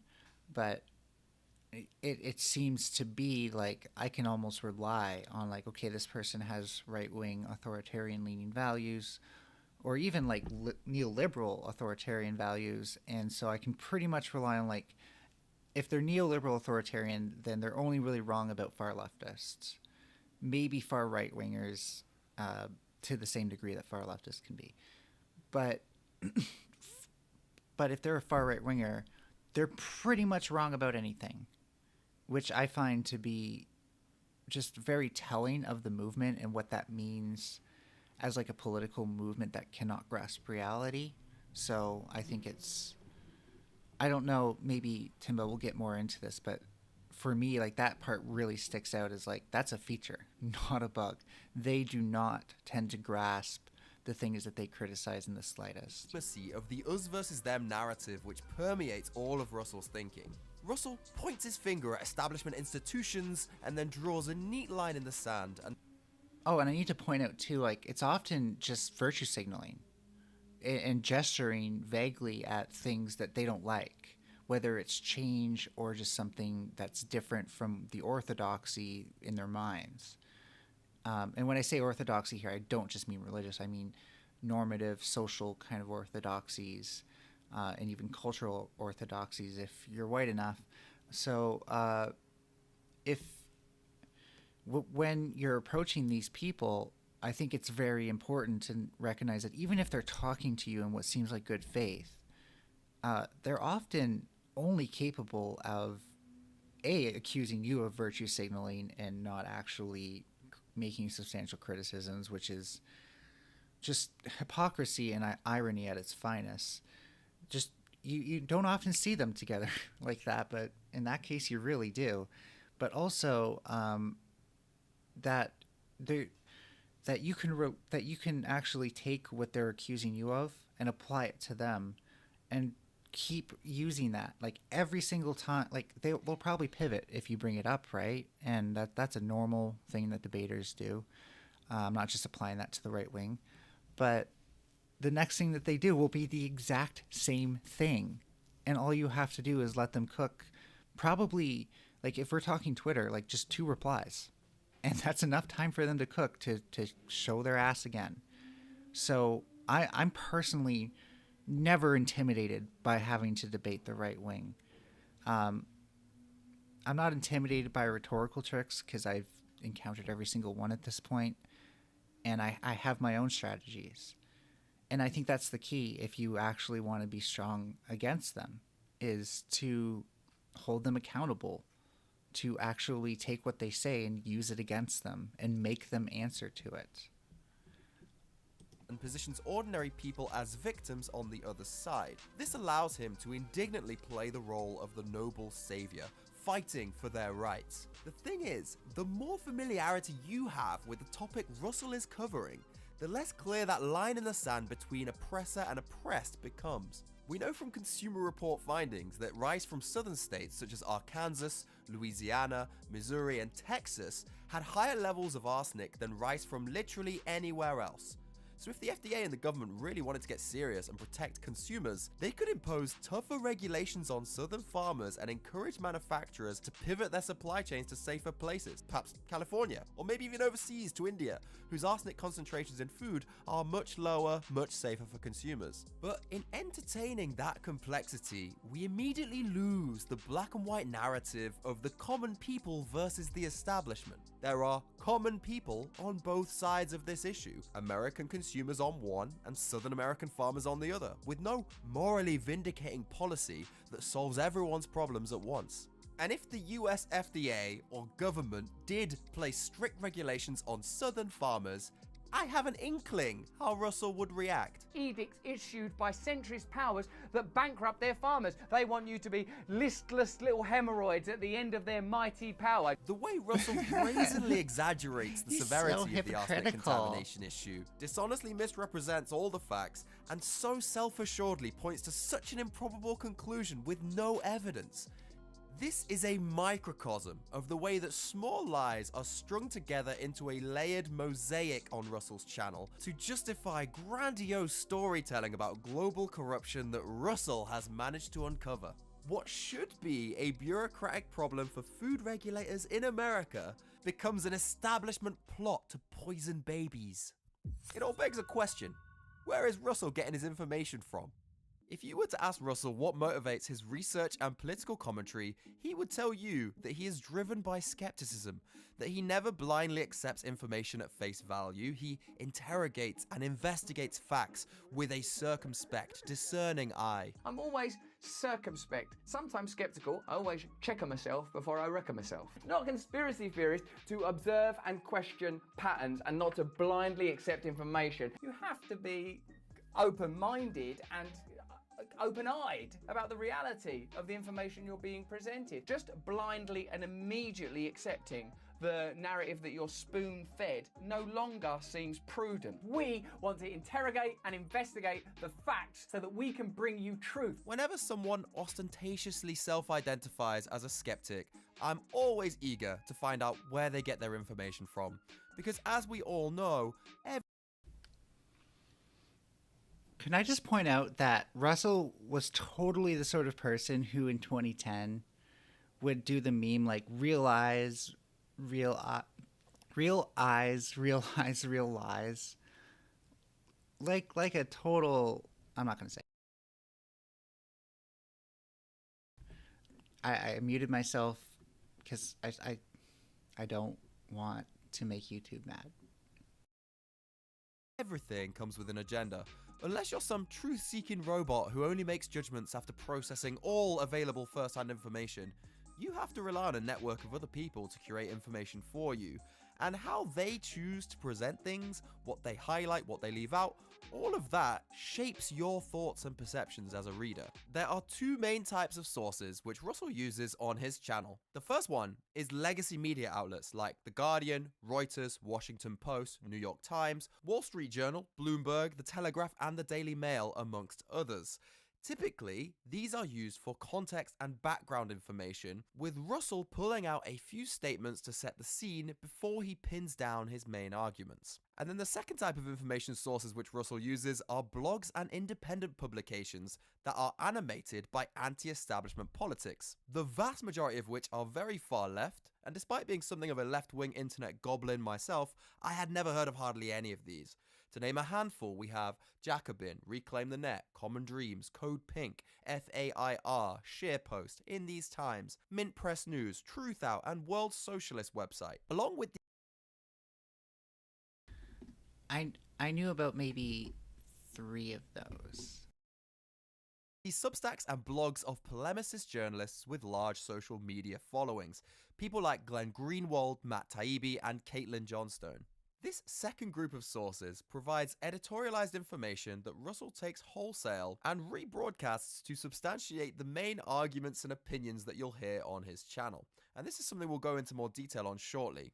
Now, Russell makes a lot of noise about the importance of accurately sourcing information. We check our sources, we never say anything that can't be backed up. Our sources, which we link to in the description. This is not conspiracy, we show you all the data, we show our working up, we show our sources. It'd therefore probably come as a surprise to viewers to learn that there is never any guarantee that the publication Russell is showing you on screen is the actual source of the information he's giving you. In this video, Russell sources a statistic about members of the US House of Representatives and tells his audience is from a Guardian article written by Robert Reich.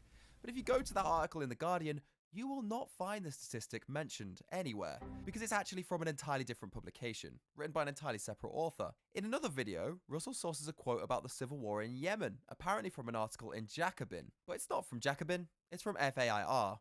I watched a comparatively small fragment of the videos on Russell's channel, but this kept coming up, and it was strange to me that the referencing would be wrong so much of the time, given the extent to which Russell leans on these sources to bolster his credibility, often saying, "Don't take my word for it, I'm just the guy from Forgetting Sarah Marshall. These are the words of this other, more reliable person I'm quoting from." So in the words of that person, who I assume is some sort of medical expert, that's not me, that's that person. That's not my word, that's a study. Not my counter-arguments, the bloke that was in Forgetting Sarah Marshall, some bloke from Forgetting Sarah Marshall getting...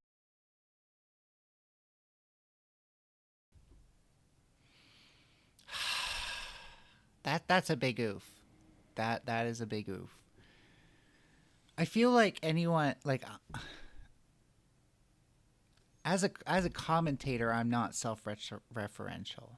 Obviously, I choose graphics that are, but I feel like it's probably, now I'm not calling him a narcissist, but I think it's one of the most narcissistic things to do.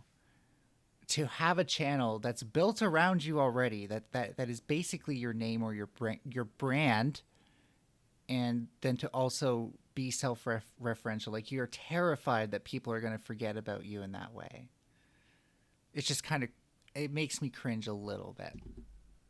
Sarah Marshall. Sarah Marshall. Sarah Marshall! Aren't you the horse from horsing around? However, the bigger realization I came to pretty quickly was that the way Russell credulously regurgitates information given to him by other people was not at all indicative of someone with the skeptical outlook that Russell claimed to have. Take the video, "Ukraine War is a Resource War." In this video, Russell Brand extensively quotes from an opinion piece by Greg Coleridge in the online publication Common Dreams.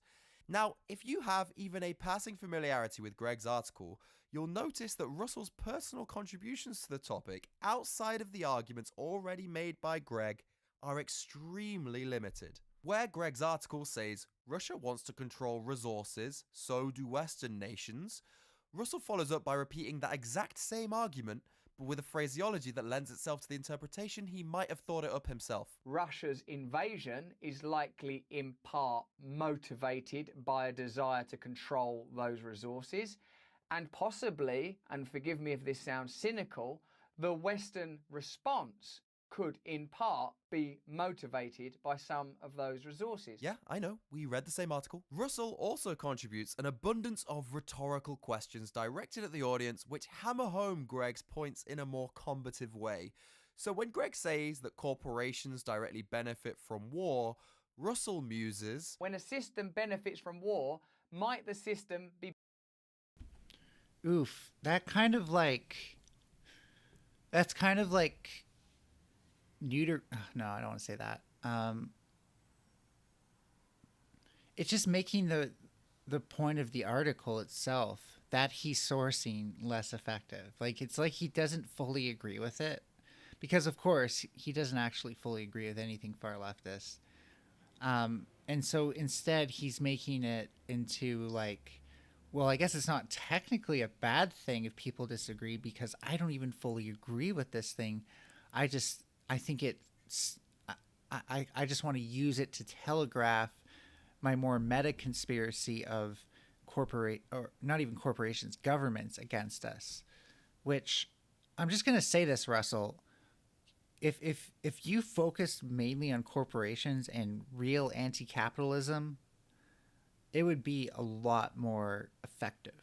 But when you also try to lump governments into this as being like complacent rather than understanding that there are times where government's complacent, like we can look at like the oil industry and stuff like that, but there are also times where governments do things like consumer protection. So we have to be able to be a bit more nuanced if we're going to be tying governments into these schemes.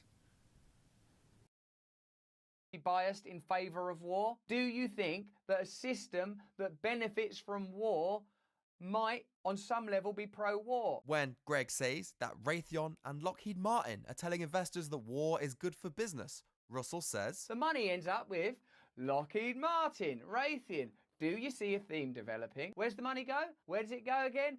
Raytheon, Lockheed Martin. Are you seeing a theme developing yet? When Greg says that diplomacy isn't profitable, Russel says, but the fact that it's not profitable and other...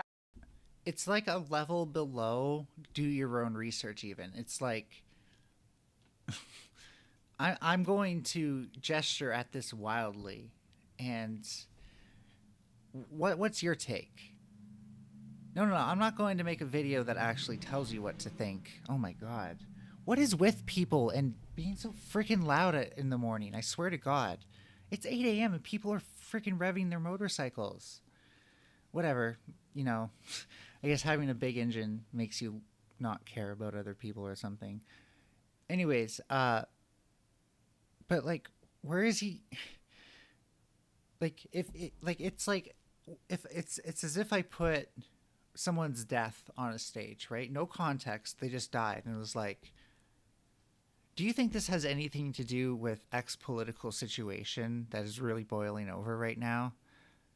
And then, of course, by me mentioning it, people are going to be like, oh, well, I'm supposed to infer that. And so if I do, here's going to be the free association that I make. Here's the path of least resistance between those things that I can imagine. And here's the problem, is that when you're analyzing things with imagination, you're very likely to wind up in a fictional reality. And so your analysis is garbage at that point. It really just is.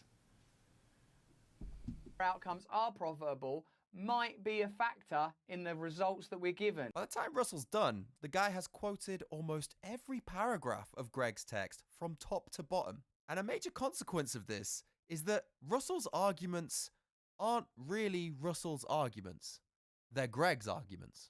They're just coming out of Russel's mouth. There is no world in which letting someone else decide all of your arguments for you is going to be conducive to independent thinking. Nothing that Greg says gets challenged, and Russel doesn't disagree with or debate any of Greg's points. Instead, Russel blindly and immediately accepts the narrative Greg wants to spoon-feed him. Just blindly and immediately accepting the narrative that you're spoon-fed no longer seems prudent. Russel's not a skeptical person. He's just gullible to alternative strands of thought. So I don't disagree with Timbo on this. There's definitely cases where Russel exhibits that.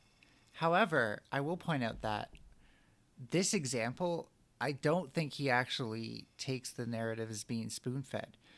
He literally kind of the word neutralize comes to mind, but I don't know if, I guess, like, yeah, compared to polarize, neutralize makes sense. So he neutralizes it. So that way it was polarized, but now it's kind of centrist and easier to digest for the right-leaning portion of his audience. Dogma.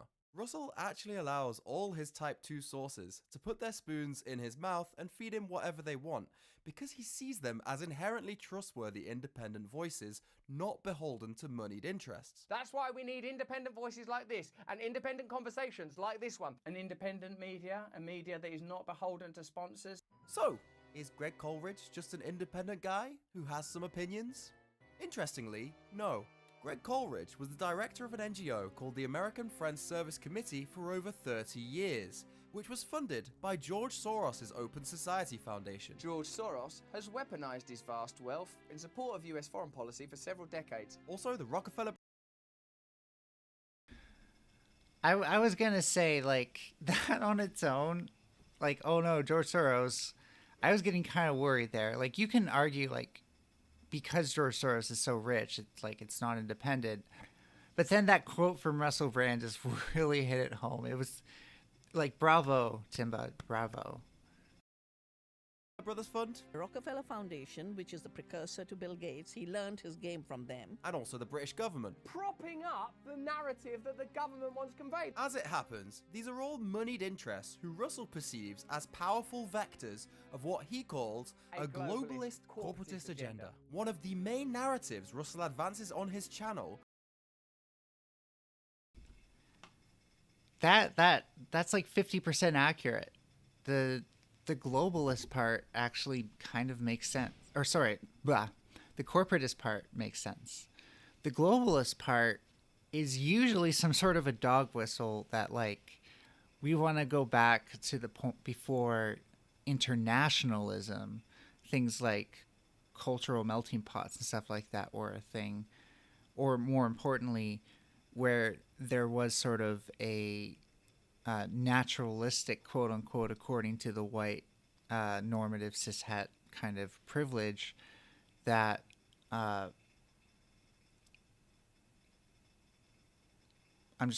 have to recapture my thoughts. That it kind of, like, whether or not he knows he's parroting people who say that is one thing, but generally, like, you're going to attract people who are against immigration, people who are against public health care, pretty much reactionaries, just by putting that word in with corporatist. Now, if you said hegemonic corporatist agenda, or because if you said international, like, that actually is like, I think hegemonic covers it, but just doesn't, allocate a scope. So you can have local hegemonies, though they're often just called mafias. But, at the state level, you start having corporate hegemonies. And you can have that all the way up to the international level. And I don't think it's rhetorically... again, what's a word that's not, like, ableist? Rhetorically backtracking to do that. I don't think you need a word that points to, like, oh, we're doing things abroad. Like, yeah, that's actually just a natural progression of systems that get larger and larger. What you're really against is when things become hegemonic, like how America has a hegemony on a lot of arms sales around the globe. That's a real problem. But just pointing at globalism doesn't give any real prescriptions. In fact, it's more like reactionary localism, which as a social ecologist, I try to advocate against because I think that's really counterproductive. Is that globalist power brokers like George Soros pay lots of money to organizations in order to perniciously influence people's thoughts and opinions. What we're talking about here is power. Power. George Soros doesn't donate $128.5 million to the Democrat Party for no reason at all. So you love hearing anarchists talk about power because that's what they should be talking about. But I can already tell that Russell is only going to selectively talk about certain people with certain power. Will he talk about Christian orthodoxy and the power that gives people? I doubt it.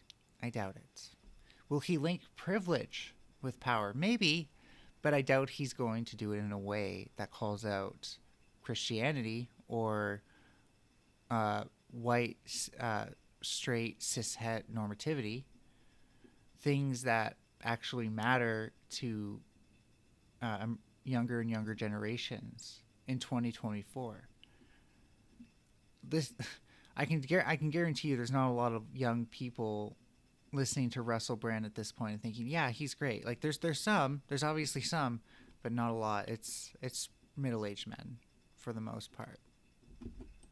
He does it for a reason. What is the reason? Is the reason to assert control? Bizarre as it may seem, given Russell's deep concern about George Soros furthering his agenda by donating to organizations, Greg Coleridge is not the only journalist from a Soros-funded organization whose opinions Russell has regurgitated to his audience.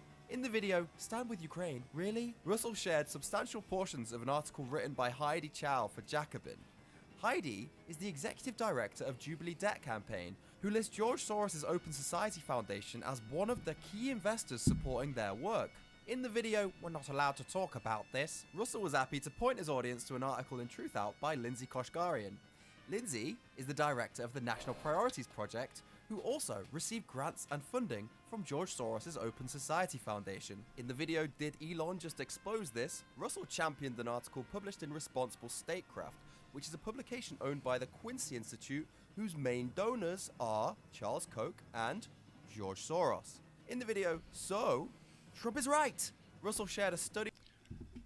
Oh man. And like the Koch brothers being involved in that is almost like 10 times worse than Soros. I don't want to get into the Koch brothers. Democracy Now! Has covered them extensively, so you could just search their site. Maybe I'll do a Koch brothers expose one day. I think that could actually be kind of fun. With his audience, which was commissioned by the Center for International Policy. They have received multiple donations worth hundreds of thousands of dollars from George Soros' Open Society Foundation. There's a few observations I want to draw from this knowledge we've just gained. The first one is that there's not really any such thing as independent media or independent voices in the way Russell tends to conceptualize them. The word independent is, of course, useful as a shorthand way.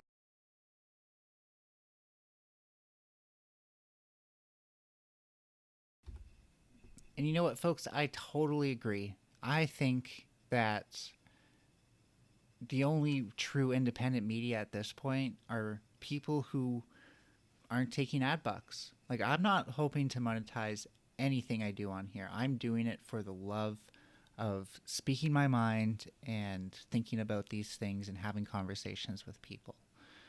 I'm not taking money to do this. Nobody will ever be able to pay me enough money to say something different, because at the end of the day, I am an anarchist. I don't know if Russell has received funding from anybody, so I can't accuse him of doing the same, but he is 100% monetizing things. And I think what we're seeing Russell doing is strategizing, is showing that he knows that there's a portion of his audience that hates Soros, hates globalism, loves Trump, loves Elon, and he's going to pander to them.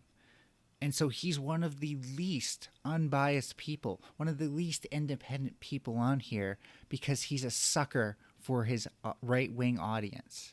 He is colored by who has more money. And yes, I'll admit any day, the right wing has more money to offer creators who are essentially just mouthpieces for them.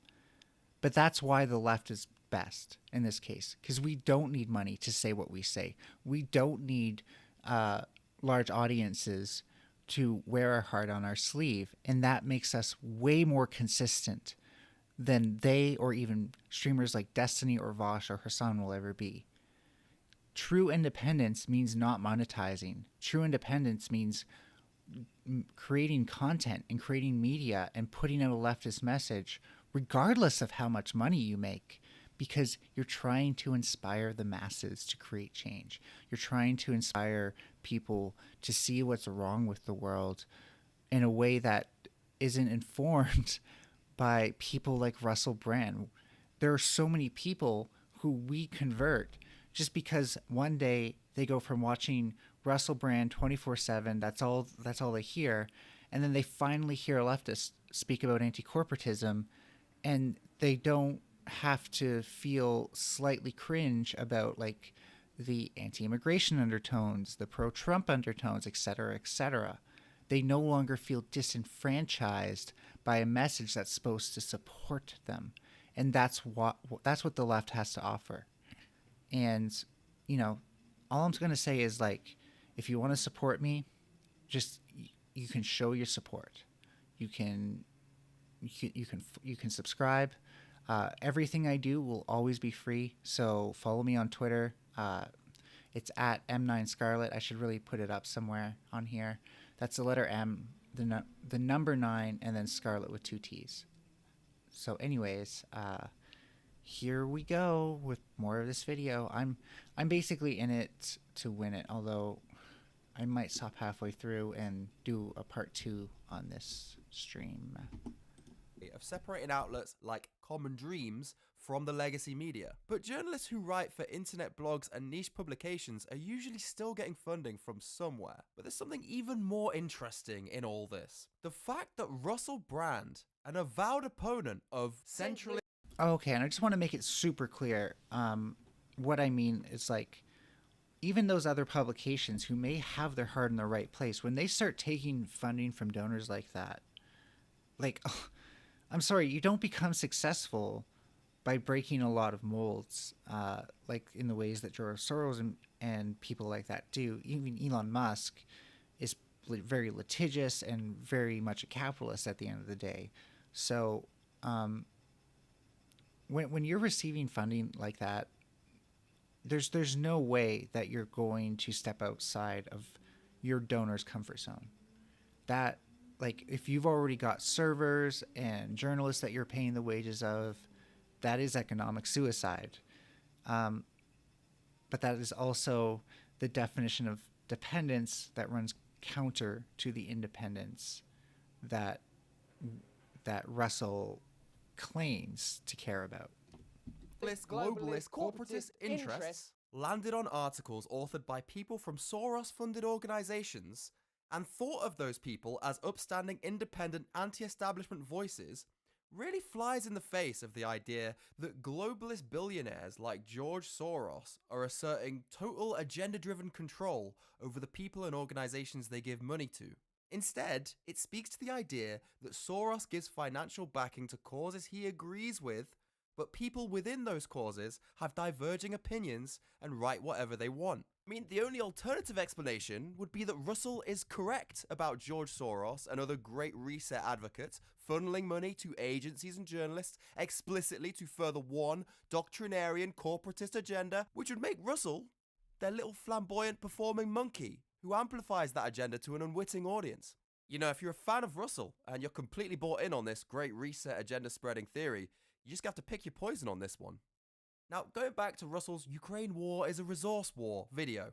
At this point, people might say, sure, Russell uncritically repeated all of Greg Coleridge's points. And sure, Russell was oblivious to Greg's background of being funded by someone who Russell suspects of advancing an evil globalist agenda.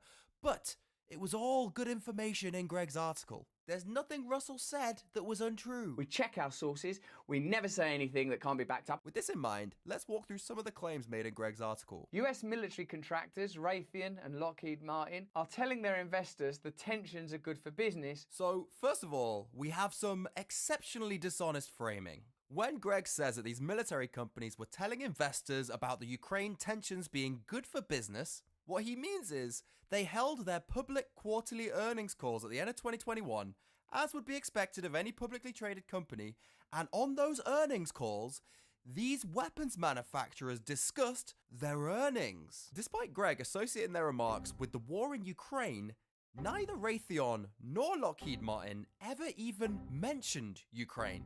These calls happened 1 month before there was any Ukraine war to speak about, because Russia hadn't invaded yet. In the call transcripts, you can see that they do talk about a list of world regions which are identified as places of high tension. These are United Arab Emirates, Eastern Europe, the South China Sea, the Middle East, the Asia Pacific region, North Korea, Iran, Yemen, Russia, China. There is nothing about a hypothetical invasion of Ukraine being good for business, but that is the exact way Greg is selling it to his readers. There's also a straight up lie in this passage. We're told that General Dynamics boasted that disputes like Ukraine have expanded their bottom line. While General Dynamics Corporations boasts that past such disputes have expanded their bottom line. Here's the transcript of the only part of the General Dynamics earnings call where they talk about Ukraine. Listen out for anything which sounds like boasting, which references past such disputes, or which references General Dynamics' bottom line. They are asked, right? I mean, the Ukraine and what has been going on with Russia has been in the headlines. What does that mean for your international land systems business, particularly in Eastern Europe? And General Dynamics reply, well, for some time now, the Eastern European demand for combat vehicles has been at an elevated level. But I have to tell you that speculation about the considerable tension in Eastern Europe and any subsequent impact on budgets is just ill-advised given the high threat environment. So we are hopeful for a peaceful resolution, but that is a national security issue for the U.S. and its allies. There are no words in here that could be interpreted by any rational person as boasting. There is nothing in here about past disputes similar to Ukraine. There is nothing in here about General Dynamics expanding their bottom line. General Dynamics offer no comment on anything like that. They say it's not for them to comment and that they're hopeful for a peaceful resolution. I happen to know where Greg got this claim from. It comes from this article in the publication In These Times, which was published 1.5 months before Greg's came out. It's where Greg also got his information about Lockheed Martin and Raytheon. The publication In These Times used the same words that Greg would go on to paraphrase. General Dynamics is boasting, past returns, such disputes, and they provide excerpts of the exact same call I showed you, which we now know contains no sign of boasting or returns or similar past disputes. None of that is in here. And of course, Russell Brand is even more oblivious, even further down the excremental pipeline, drinking Greg's BS through a curly-whirly straw. Boasts that past such disputes have expanded their bottom line. Can you go one day without hearing about those guys and their skullduggery? Once something has made its way into his hand written on a piece of paper, he's believing that as factual truth, no questions asked. Greg's article also contains this rather and this is just, like a good kind of lesson for any content creator who may be susceptible to this, myself included. Definitely don't just see something that kind of fits what you think your narrative is and run with it. I think I've been responsible for doing that in the past, when I was less aware of it.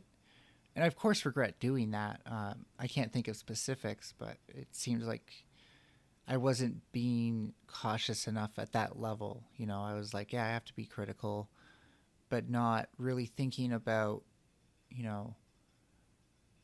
well, what sources do these rely on? I don't think I've shared things out that much or relied on debate prep material that does that as much,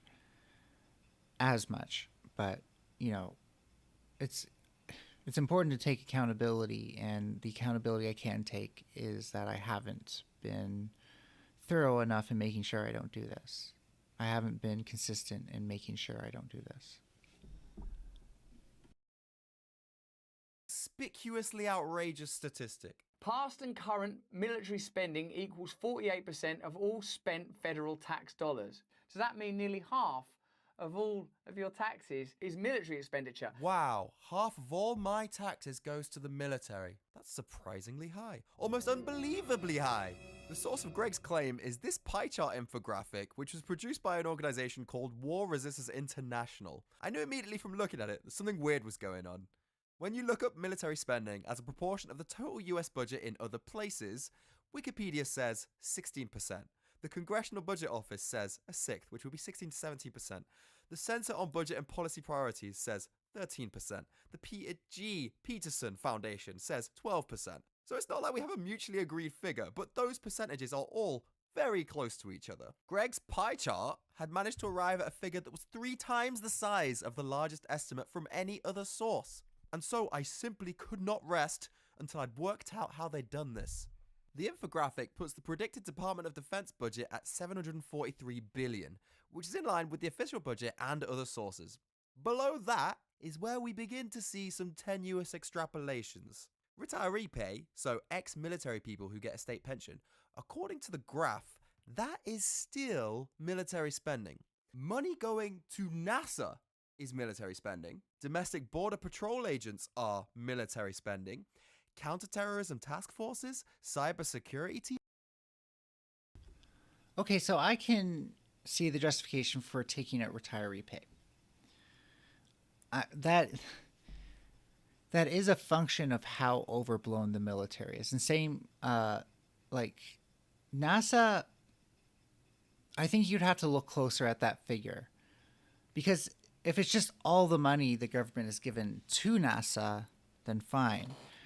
But if it's the money the government has given to NASA to launch satellites that serve a military function, then I think it could count as military spending. And I don't know what Justice/FBI military is, but it would seem like as these things become more militarized, that is possible to include those in there. Granted, they're not the military, just to be clear. And it says we have a star based on coding and the military nature of activities such as armed border control, DoD space flights, etc. So that's kind of what I expected. That there are military applications for these things, so there is money going into these things that ends up serving the military. Teams, the FBI, the Secret Service, all military spending. What becomes clear when you look at all the qualifying information is that the creators of this pie chart have taken such a broad view of military spending. And that international security assistance, I mean, it's got to be up by at least $7 billion, and maybe they did some accounting that I'm not aware of, but they just gave $20 billion to Israel. So there's no way that that's going to still be that low. NASA's probably gone up too because they're launching a lot of satellites. Not sure about other things. That anything that is even tangentially related to defending American security interests is categorized as a military expense. Sure, if these are militarized assets. And so one of the things that might happen is actually, actually now that I think about it, the economics of this would make it work against my argument, because a lot of times these assets, so if we're talking about like the militarized, they come from the army and stuff like that. They're refurbished or repurposed or whatever. And so it's not always the case, but sometimes they'll even pay the army for that, which I think, no, because these departments aren't private. So it would still be military spending, but putting money into the military as well. So yeah, it would complicate things a bit with like the militarization of these departments, but it's not military spending. Like you have to, if you're, I guess, open-minded enough, it definitely could count as military spending. And so what should be $743 billion just turns into $965 billion. But it's about to get even stranger as we journey over to the left-hand side of the pie chart. Yeah, I didn't understand which is past about military. Past military spending. Yeah, no, I don't think we should consider veterans' benefits to be at least 1-to-1. Because, like, the government should definitely be paying money for any of its support workers. Like, this is trying to do total accounting, and so it's hard to say, like, you shouldn't have that in there. Like, that is... I can see why Timba disagrees that it's military spending, but I can also see why someone might include it as such. Here, we are asked to imagine a world in which America had never owned a military at any point in the past, and how much money would America be saving now if it had never owned a military at any point in the past? So, immediately, you can see that veterans' benefits is now considered military expenditure. Because if America had never owned a military, there'd be no veterans to have to give benefits to. So, if there's some old man who lives on your street and he gets a check from the government, in the eyes of the people who made this pie chart, that is military spending. No different than paying for a tank to shoot an old man in the head. Even more brazenly... Okay, I need to hear that again just to make sure I respond to it properly. No veterans to have to give benefits to. So, if there's some old man who lives on your street and he gets a check from the government, in the eyes of the people who made this pie chart, that is military spending. No. Okay, so that's dishonest framing. Just flat out, that's not what I would say. I would say if if it's because of they're in the military, and if that spending is so high because the military has always been kind of big, then yeah, that's kind of worth noting as military spending. Just because it also counts as a social service doesn't mean it only has to be a social service. So just thinking critically from what I can see here, it doesn't seem outrageous. I'm wondering if that interest on national debt thing makes sense. It says 80% estimated to be created by military spending. But I thought military, okay, that would depend, I guess, on how much the government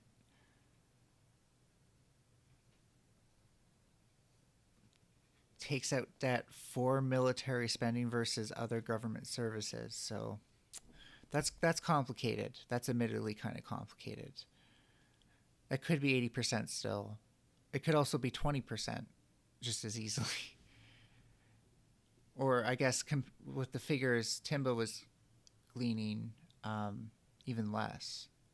I will point out, though, that like Timba is criticizing Russell for not using independent enough sources, but then he's using sources which have every reason.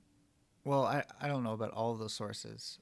I'm not going to say that actually, because that could be presumptive, but like I don't trust the U.S. State Department to actually be honest with its spending, and it's important to note, like, they don't tell us everything they spend the money on.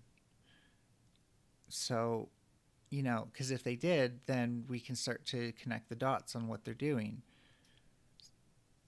So I think it's important that, like, yes, we see a certain level of transparency, but there is a level of opacity where we can't see what they're spending the money on. We don't know how much they're spending.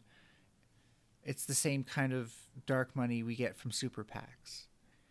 And I'll have to find media that does a better job quantifying this. But much like the same how Timba's telling us not to just settle with things that suit our narrative, I think it's important here to be like, okay, maybe this one source isn't incredibly wrong, as Timba seems to think it is. No different than paying for a tank to shoot and it doesn't have to be wrong just because Russell also uses these sources sometimes. As Timba's already pointed out, he hardly ever connects an actual source to the subject matter that he's talking about. So an article can still be right about something, and Russell can still be wrong about it.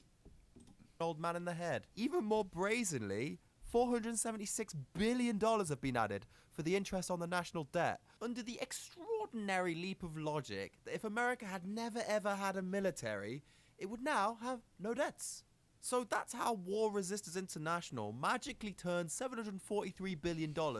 Yeah, that is actually how you quantify military spending. Military spending would be zero if there was no past or present military. How else are you supposed to think about this? Like, it's complicated once you have a military, because, like, if you don't have a past military, then your spending will actually be higher until it's established. Until you become the U.S. military, and then your operating costs just shoot through the roof. But that's another story. But it's not like the scale that they're using is unreasonable. It makes sense that if you have zero military, you have zero military spending. What's the problem there? Into $1.7 trillion. But you know what? That's still only around 30% of the budget. So how'd they bring it up to half? It was right at the end of reviewing this chart that I noticed they had pegged the total outlays for 2022 at $3.5 trillion, when the official figure was actually $5 trillion. And here's the cheat code they used. Well, that's a bad error to have. The budget is made up of two separate funds. Federal funds, paid for by income taxes, and trust funds, paid for by payroll taxes. What War Resisters International did was to completely remove trust funds and payroll taxes from this equation, thus making the overall amount of money the US spends look... I mean, they could have been saying... Okay, what they could have been thinking is like, okay, that's the payroll taxes thing, or things that taxpayers pay for directly. Government spending would be money that the government already has in its reserve.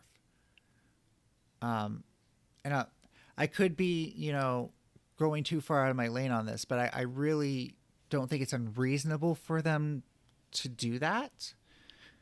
Like, if at first it was just an erroneous number and only an erroneous number, that could be an issue, I'd agree. But it's not unsound logic. Smaller, which means that War Resisters International can make the already overinflated military budget seem like an even bigger proportion of the now diminished. So here's something that I hope Timba addresses about Russell, but I see them both doing at the moment, and that's using buzzwords that sort of ascribe intention to people. I've caught myself doing this a million times, and sometimes I care and sometimes I don't. But when you're making media like this, he constantly says inflating, inflating, inflating. However, there could be a different subset of people who criticize this for being, who would criticize his methods for being too cartoonish or too reductive on military spending. And I think it's important that, like, economics is not a settled science. In fact, I think it's a failed experiment that's being held together with patchwork theories. However, one thing that's for certain is that these things are kind of subjective. Timba has his own preferred ways of looking at these statistics, and this article has its own preferred ways of doing these statistics. I don't know if there's a standard way of evaluating these things. Maybe this is the less standard way, and Timba is referring to a more standard way. But if that is the more standard way, I will say this much. I agree slightly more with this definition as a leftist, because I think it's more honest. To some degree. I don't think that just because something works against how you think it should, that means it's suddenly like inflating, right? Like, it could honestly, we see a trend. We see a trend of them doing things that seem to increase it, but I don't disagree inherently with the things that they've done. I think you'd have to make a better argument for why we shouldn't include veterans benefits, or why the militarization of the police in America, or I guess you should say Homeland Security or the FBI, wouldn't count as military spending. Especially if you're paying companies that make military products to supply them. But as I point out, it's complicated. So there's different metrics that are possible here, and the metric that they've chosen is possibly a narratorial choice, but it could also be like, this is how they think the statistics should actually work, because this actually kind of makes sense in its own right. Total. I had to marvel at this because it was all completely ridiculous and, quite frankly, an outright lie to say that 48% of people's taxes go to the military. And yet, I don't think he's proven it's an outright lie.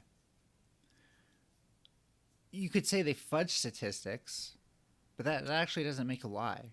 That could be misleading, but that's not a lie. A lie would be not being able to substantiate that without lying about your sources, because they provide sources that can be verified, that they at least get these numbers from somewhere. And most of this has been Timba saying, well, I don't think they should have done it this way. So I don't inherently agree that this particular article that he's hyper-focusing on, because he feels like it debunks Russell Brand, is worth the effort. I think it's way more nuanced than he's giving it credit for. Yet the organization who produced this graphic went to extraordinary effort of including all these little caveats and rationalizations on the sidelines to avoid being accused of outright fabrication. And yet we all know that this pie chart is intended to deceive the average unwitting person who is not going to... No, we don't know that. That's your narrative. That's literally your Russell Brandian kind of definition of what's going on here, assuming that everything that's happening that works against the way you think it should all happens for the reason you're claiming it does and not other possible reasons. Like, I, as a leftist, if you ask me, does veteran welfare count as military spending, I would say yes. In fact, I would say I think the majority of what we currently spend on the military should go towards veterans and making sure that they have the best life possible. Because I don't think it's their fault that these wars exist. At the same time, I don't see any argument for why it shouldn't be included. This is something that is a function of the size of the military. You spend more, the bigger your military is. You have more veterans with the bigger military is. So why wouldn't you include that? And even like past military, like they're not saying that they're taking the spending from other years. Like, that's not deceptive. If they were taking budgets from other years and then trying to apply that as well, that would be deceptive. If in the top right part in the current military, if the FBI wasn't becoming militarized, there would be no room to say that there's military spending going on there. But there is. There's plausibility in everything that this article is claiming. And Timba is pretending like there's absolutely zero plausibility. So maybe, if anything, it's like a reverse Russell Brand, where Brand will always be like, isn't this thing very plausible? Isn't it? How plausible is that? Whereas Timba's like, nope, no plausibility. It's just a lie. Because Russell Brand has shared it, I need this to be a lie. And I felt that way about certain things too. You know, Elon Musk might share an article. I don't agree with the headline. And I want to pick apart literally every part of the article, even though if I look at it broadly, I probably wouldn't disagree with it as much as I disagreed with the sensationalist headline. That certainly is what prompted Elon to share it. So I think it's worth separating the artist from the source, because for one thing, we're not even having the artists versus the art conversation. So it makes sense to very much separate the artist from the source. But for another thing, like, do we really want to give Russell Brand this much authority over this information that he can color our views and make us need to rebuke it just because he shared it? I don't think that that's a healthy form of media analysis at all.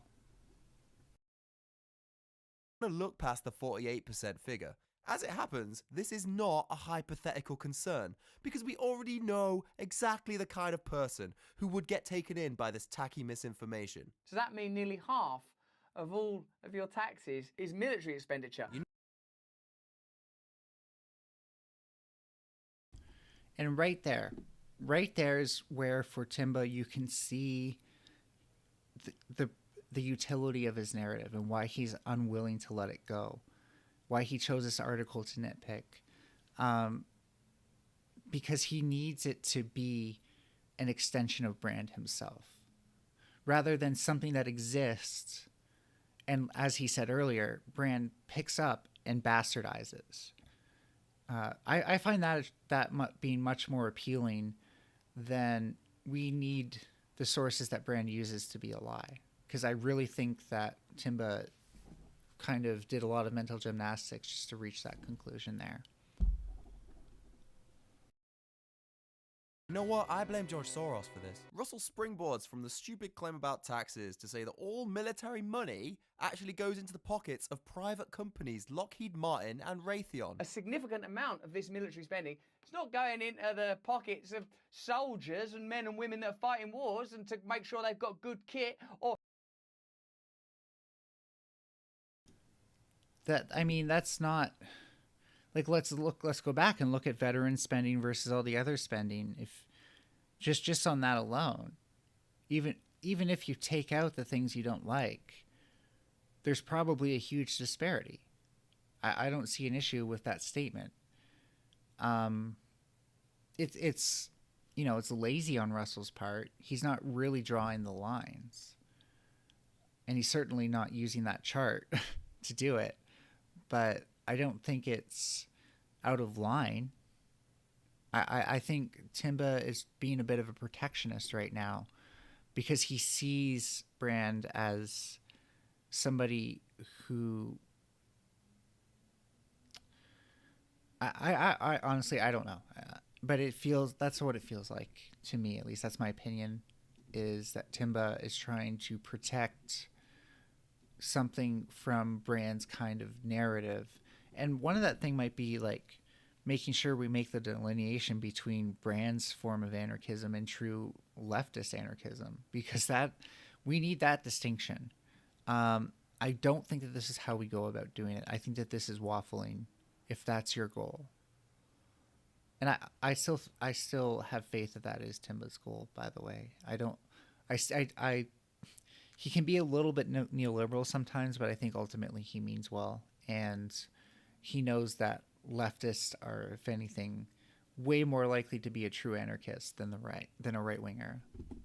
Oh, heaven forbid, good care, after they've been in combat, the money ends up with Lockheed Martin, Raytheon. Now, we know that in 2022, the US Department of Defense spent $44.5 billion on Lockheed Martin and $25.4 billion on Raytheon. It's a lot of money, but not when you look at the overall amount of military spending they did that year, which according to the Stockholm International Peace Research Institute was $877 billion. Isn't that number incredibly close to what that other source found?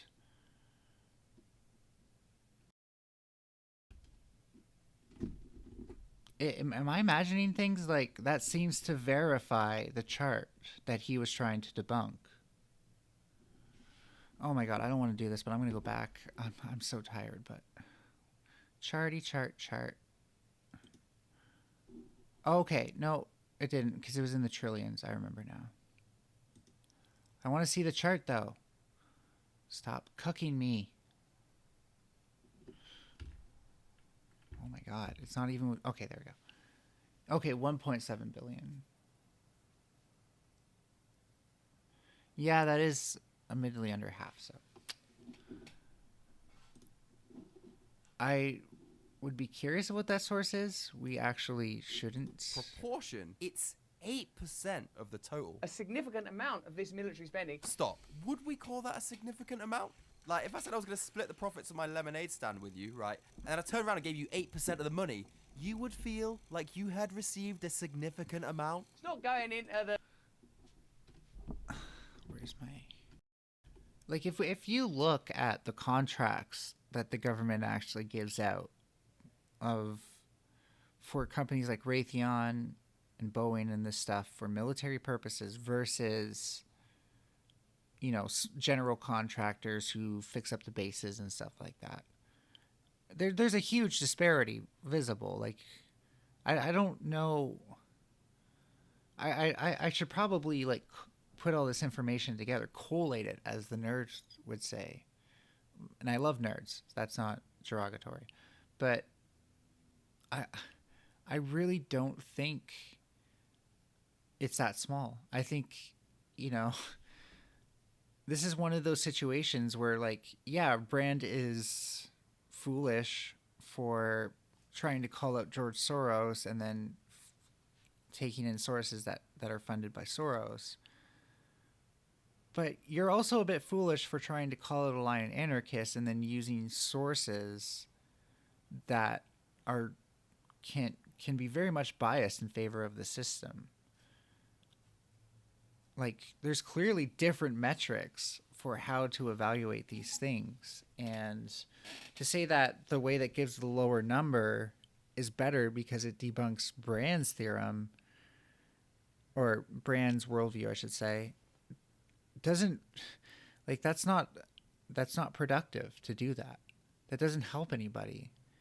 It's almost like you have a vendetta.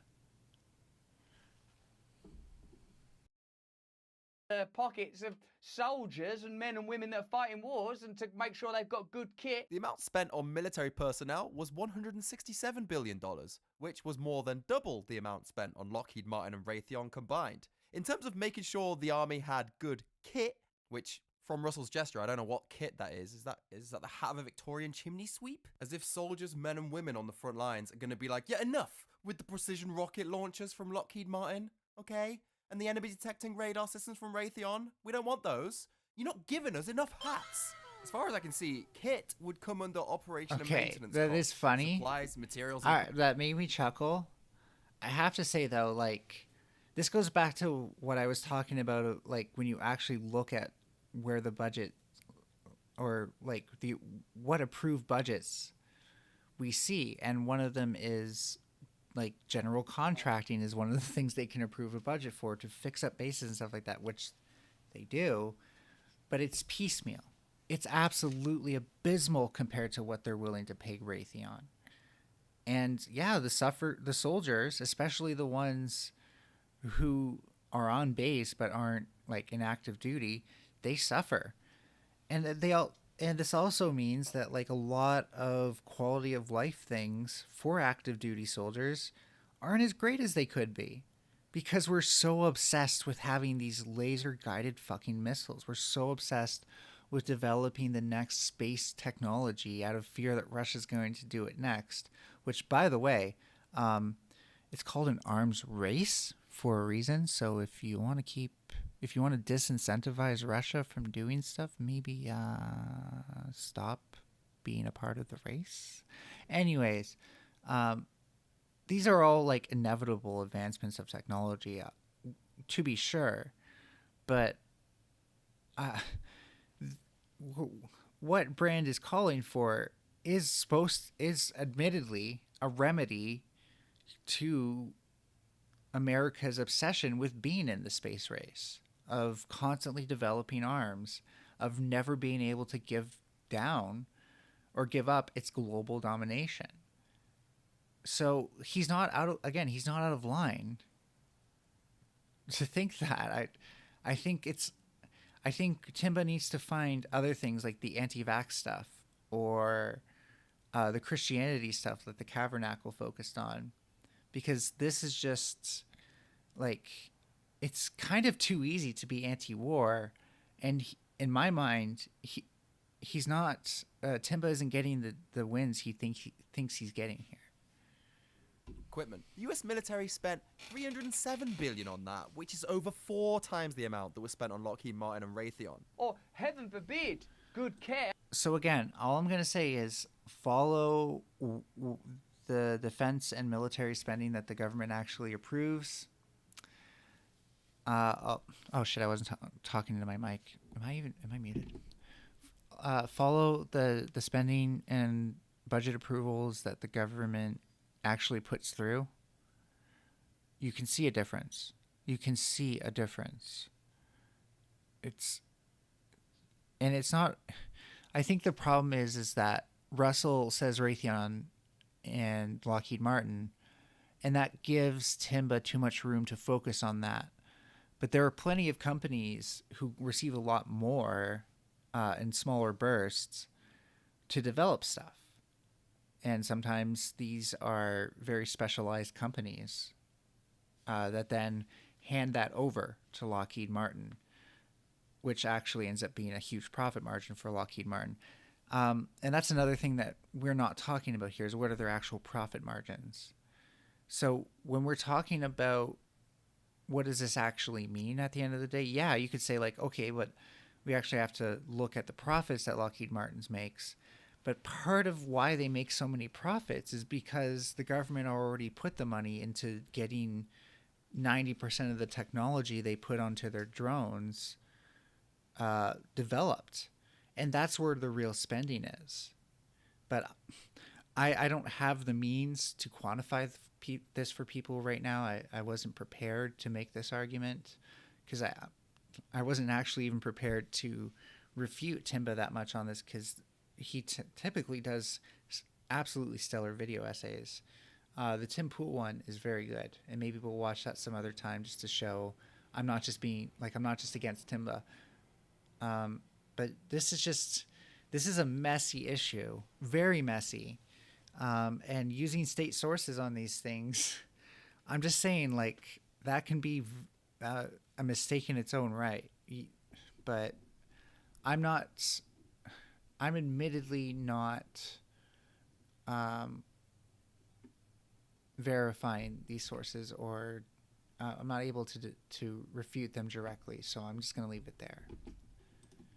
After they've been in combat, that's when it's okay to cast them out into the streets and to leave them littering your cities and towns. So, first of all, just to acknowledge that 30 seconds prior to this, Russell was leveraging a source which framed veteran spending as an inherently negative societal military tax burden to benefit his narrative. Whoa. Okay, no, they didn't say it was inherently negative. It's literally just supposed to be talking about, like, the portion of military spending that we put into it. If it is 48%, that's bad. It doesn't mean that all spending is bad. That's fallacious. You're taking that article further than it's meant to be because that's what Russell wants it to mean, and because it gives you more license to spot a contradiction. Like, I think you spent Timba, like, I'm speaking to you directly now. Timba, I think you spent way too much time on this dude. Like, you need to just move on, and especially if, like, if this is how much of this video it takes up to make it through this source, then that's got to be a red flag as, like, a content creator, that, like, man, like, this is supposed to be about Russell Brand, not the source. But you're giving, like, you're almost letting Russell Brand own the source in a way. And I'm just saying, I think it's way easier to debunk the guy if you don't do that. And now he's outflanking his own argument from the left to say that society doesn't actually do enough spending on veterans. So we're going all over the place here, but to pin this back down, we can see the amount spent on benefits and services for veterans in the full 2022 budget breakdown. In mandatory programs, the US government allocated $161. Yeah, I'm just going to put this very simply.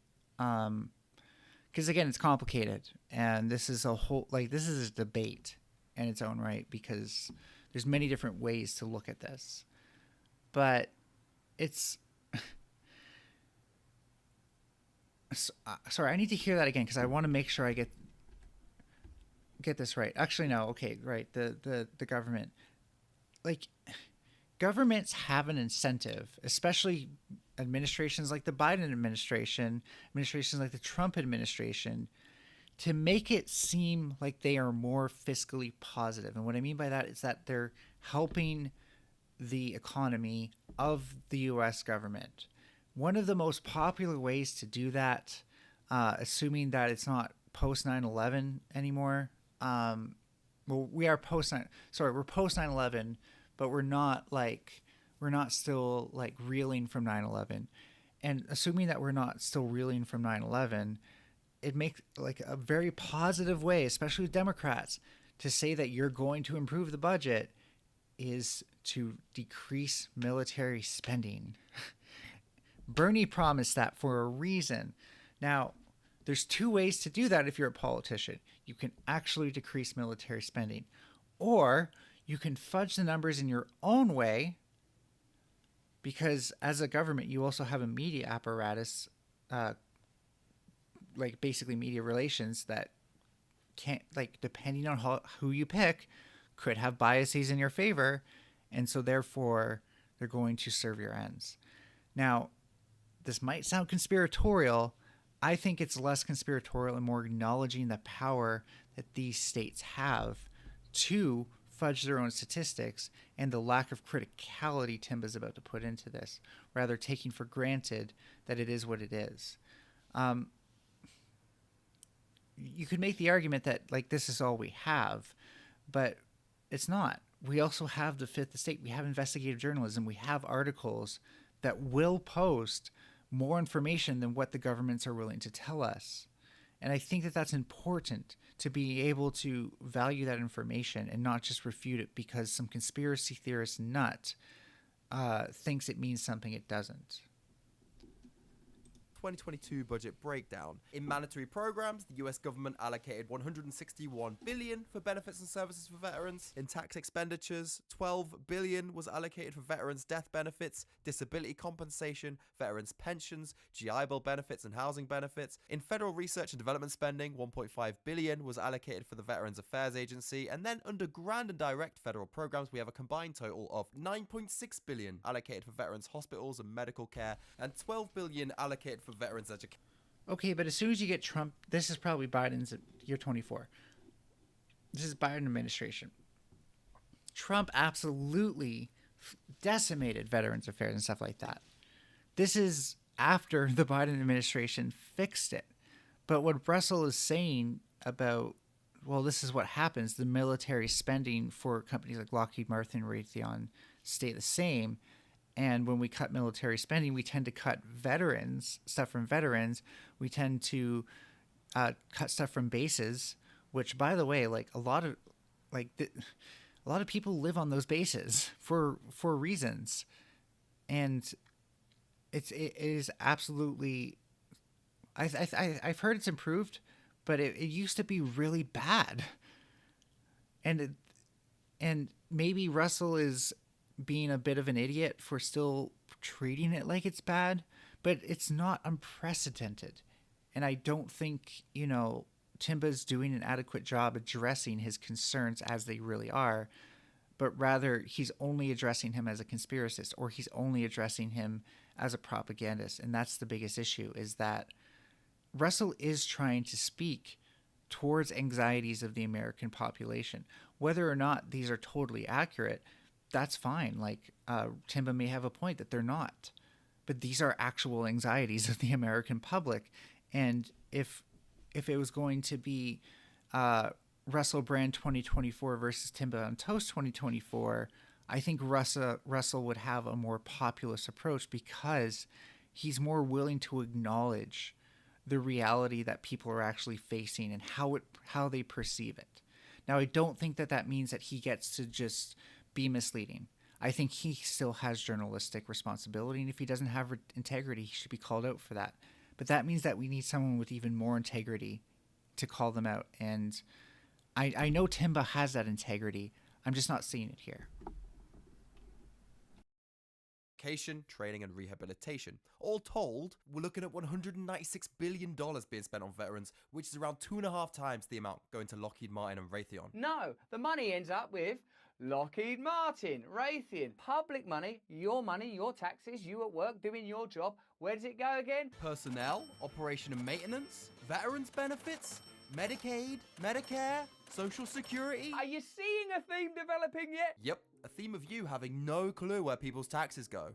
Although admittedly, your picture of everything is going to be very skewed if you've been led to believe that half of all taxes go to 2 private military companies.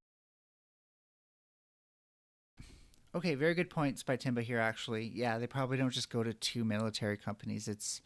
America has hundreds of military companies, so it goes to hundreds of them.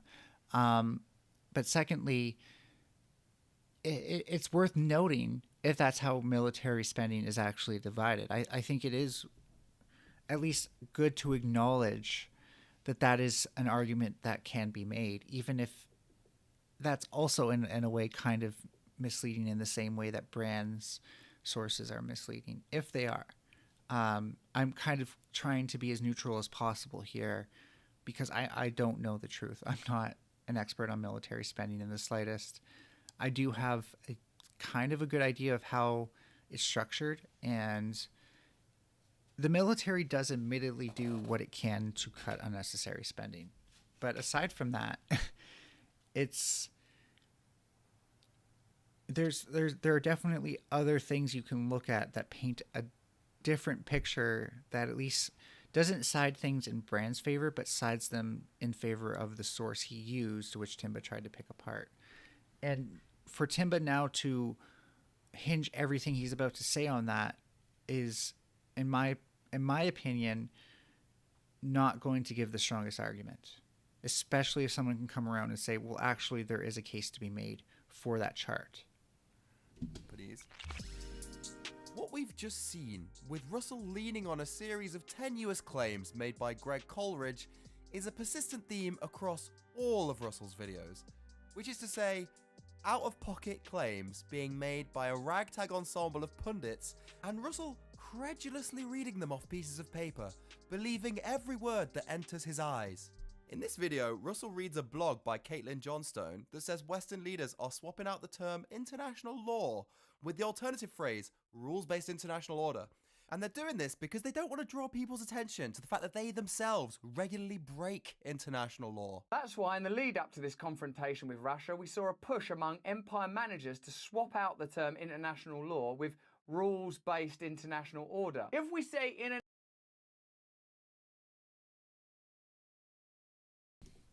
So right off the bat, I'm seeing this as having a lot more potential to actually be something that's worth criticizing Russell Brand and his sources on.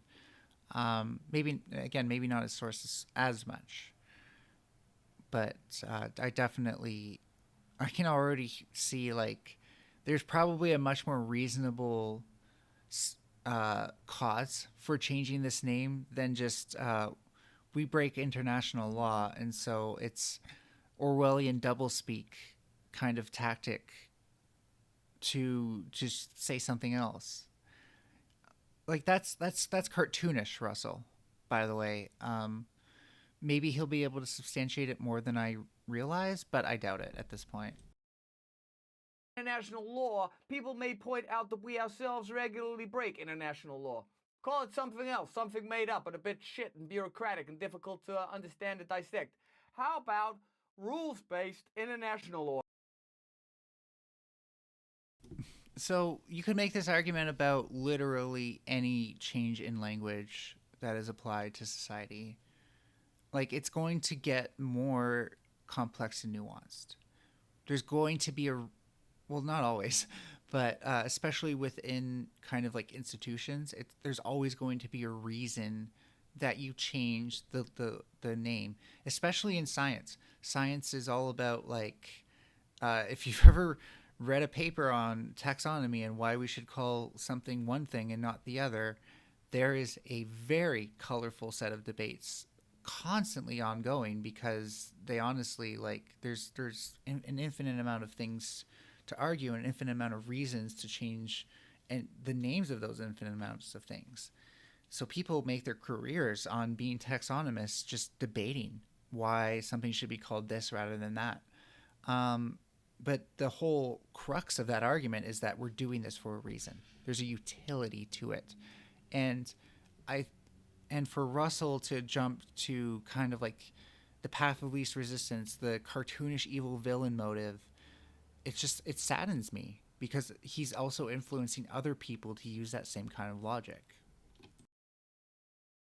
Order. Yeah, that's pretty vague. And Russell looks pretty pleased with himself here, feeling like by virtue of reading hidden knowledge on this internet blog, he's cracked the case of the Great Western word switching scandal. Empire leaders thought they could deflect attention away from their war crimes by not saying the phrase international law. But they didn't bank on Russell Brand with his insatiable curiosity and genius humor, if this is your kind of comedy, putting it all together. Here are some excerpts of speeches given by world leaders around the same time that Russell released this video. We have US President Joe Biden. International law. US Representative to the United Nations Linda Thomas Greenfield. International law. UN Secretary General Antonio Guterres. International law. French Prime Minister Emmanuel Macron. International law. German Ambassador to the UN Antje Lindetze. International law. Norwegian Prime Minister Jonas Gahr Store. International law. UK Prime Minister Boris Johnson. International law. Irish Defence Minister Simon Coveney. Of international law. The Mexican representative at the UN, whose name didn't flash on screen, so I don't know what it is, sorry. It's international law. Indian Foreign Minister Subramanyam Jaishankar. International law. It really doesn't feel like they've swapped out the phrase international law. Seems like they're all still saying it. A lot. And this is exactly the kind of claim that if Russell was the skeptical person he claimed to be, he would investigate. We want to interrogate and investigate the facts so that we can bring you truth. Because on its face, it's pretty unbelievable. If you're a world leader involved in consulting on and ratifying international laws, you're probably going to use the phrase international law pretty often, right? It'd be one of the most out-of-pocket schemes imaginable if politicians stopped using that word in public as a Jedi mind trick to get away with war crimes. But Russell doesn't do investigating. He just believes what he reads. If we say international law, people may point out that we ourselves regularly break international law. You can find references to the phrase rules-based international order in academic publications dating as far back as the early 90s, so it can hardly be called some new concept invented by the West in response to a confrontation with Russia happening in 2022. Rules-based international order is an umbrella term for the international system of laws, rules, and norms that underpin relations between different.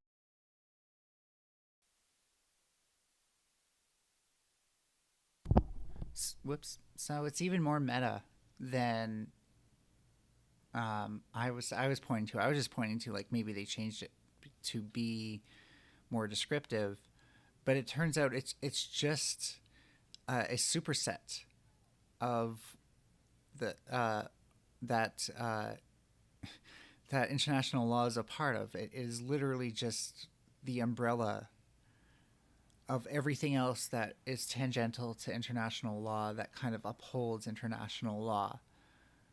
So it's not nearly as complicated as even Brand is making it out. Well, it is complicated, but it's not like it's not nearly as conspiratorial. It's literally like, okay, so you have biochemistry, right? Well, guess what happens if you take the bio out of that? You get chemistry. You go up in order of scale, of magnitude even. And chemistry itself embodies everything from organic chemistry to biochemistry, solid state chemistry, you name it. So, but that doesn't mean that, you know, if a scientist calls some, like, a biochemical reaction, a chemical reaction, that they're trying to cover something up. It's just that it's another way of putting something, so that way it's more inclusive of other things to do with it. Because really, like, if you're talking about biochemistry, you're using things you learned in chemistry. So, you know, the reactions themselves are chemical reactions, even though we might say biochemical. Maybe I made it too confusing there. If I did, just forget I said that. The point being that it's just funny to me that even I kind of overcomplicated things in trying to figure out what he was doing, and it really was like, no, it's just like international law is a subset of rules-based international order. Sovereign states. It has not replaced and will never replace the concept of international law, which still exists on its own terms. Rules-based international order merely describes a bigger category of conventions that work alongside international law to bind global nation-states together. As it happens, the journalist who Russell Brand is getting his information from, Caitlin Johnston, was not actually the first person to put forward this argument about Western powers switching words around. This international law word-switching claim was first made back in 2019 by Sergei Lavrov, the Russian Minister of Foreign Affairs. This is an excerpt from the official translation taken from a news conference Sergei Lavrov did in Moscow. There have been attempts to steamroll multilateral institutions and erode their international mission, and to replace the universal norms of international law with a rules-based order. We're not talking about international law. This is a rules-based international order. This term was recently coined to camouflage as striving to invent rules depending on changes in the political situation, so as to be able to put pressure on disagreeable states and often even on allies. Sergei Lavrov, of course, had every reason to undermine the concept of a rules-based international order and international law, given Russia's imperialistic territorial ambitions, which they would set. So true. Yeah, he Timba nailed it here. That is 100% correct. Holy fuck. Sergei Lavrov is almost like, and I think he and Putin are like, have like a personal competition of who can be involved in more war crimes.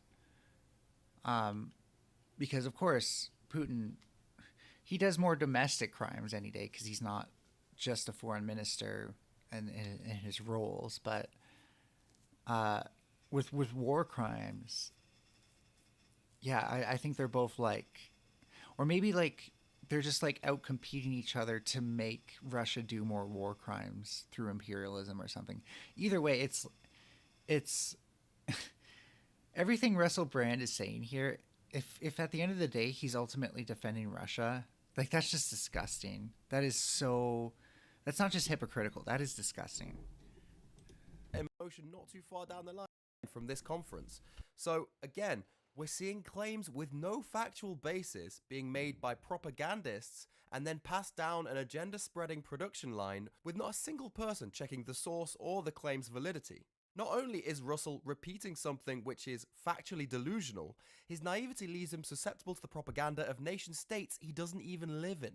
In the video, Stand with Ukraine? Really? Russell tells his audience that after the 2014 Russia invasion of Crimea, the International Monetary Fund forced Ukraine to make punishing cuts to public spending. IMF loans came with strings attached, which pushed Ukraine to accept punishing conditions involving public spending cuts, privatization, and market liberalization. That's not going to help stabilize Ukraine, is it? Notice that there's no data given for this claim, and absolutely no way for any viewer to discern how Russell worked this out. This is not conspiracy. We show you all the data. We show our working up. We show our sources. No, you don't. You give us a sentence on a page written by some blogger, and that's your evidence. The article he's reading from, whose author is funded by George Soros, also gives no sources. I extracted year-on-year public spending figures in Ukraine from periodic reports. Here's a graph showing what I found. Ukraine had an IMF loan plan in place from 2008, which was ultimately frozen in 2011. And the next loan that Ukraine accepted from the IMF came in February 2015 after the Russians invaded and occupied Crimea. So, Russell's narrative is that during these periods of time, the IMF was forcing Ukraine to make punishing cuts to public spending. The data does not support that claim in any way, shape, or form. Ukraine's public spending patterns outside of IMF loan conditions appear to be extremely similar to what they spend when there's an IMF loan in place. In actual fact, the only material public spending cut appears to have happened between 2013 and 2014 outside of IMF loan conditions, when Russia was choking the supply of natural gas to Ukraine and starting a trade war with them. The part of the graph that makes Russell's claim seem even more in contrast with reality is that the IMF loan period between 2016 and 2019 appears to show the most precipitous growth in Ukraine's public spending of the last 20 years. That's not going to help stabilize Ukraine, is it? Again, Russell speaks so confidently and smugly about a situation he knows nothing about, whilst having no facts or data to stand on. The only thing he has, and this is what he happily uses, is the word of a George Soros-funded journalist. George Soros, that's what's needed here. He'll get the truth out there. We can relax. Yes, that is you. Unironically, that is demonstrably how you operate. You distrust George Soros performatively as a way of virtue signaling to your audience, but if we were to just give Soros a pen name and print his words in Jacobin, you would worship him as the most independent-minded, awakeningest guy ever. In that same Stand with Ukraine video, Russell accuses the International Monetary Fund of instigating wars and coups in Yemen and Bolivia. The civil war in Yemen and the coup in Bolivia both followed a rejection of IMF terms. Right, so the IMF offered terms to Yemen. Yemen goes, oh, I don't fancy those terms. Okay, well, good luck in the next few years. What did you say as you were leaving? Nothing. Just good luck in the next few years. And Bolivia, a coup. So Russell's narrative is that the Yemeni government... By the way, if you find yourself going with this narrative, don't. It's just inherently likely to be false because of correlation over causation. You gotta substantiate it more than that. Rejected IMF loan terms, and then, as revenge, the IMF instigated a civil war in Yemen. Most sources agree the Yemen civil war started in September 2014 when Houthi forces invaded the capital city of Sana'a. I had a look to see whether the Yemeni government had rejected IMF loan terms beforehand, and Russell's explanation of events fell down at the very first hurdle, because I found that Yemen had in fact not rejected, but accepted an IMF loan 3 weeks before the war started on the 2nd of September 2014. The Yemeni government was still committed to pursuing that IMF loan plan 3 months into the war in Yeah, that's that's why you don't do correlation over causation. You just don't. Whenever somebody does that and they can't further substantiate it by drawing a clear line, it's always a red flag. It's not a strong argument.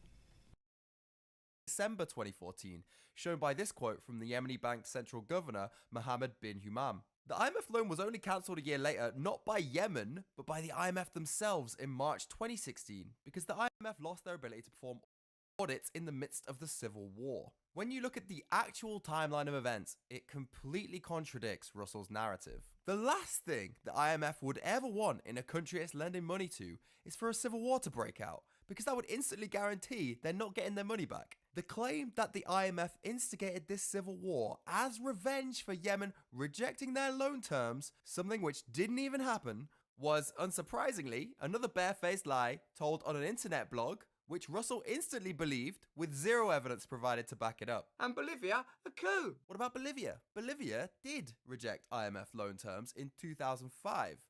And then, absolutely nothing happened for 14 years. A period in which Bolivian leader Evo Morales nationalized the Bolivian oil and gas sector, signed a military cooperation agreement with Venezuela, approved the new Bolivian constitution, got elected to a second term in 2009, decentralized political power, seized control of Bolivia's electric grid, presided over the largest period of economic growth in Bolivia's history, got elected to a third term in 2014, and as these 14 years pass by, the Bolivian public loves him, and the Western liberal media loves him, and he got endorsed by the Pope.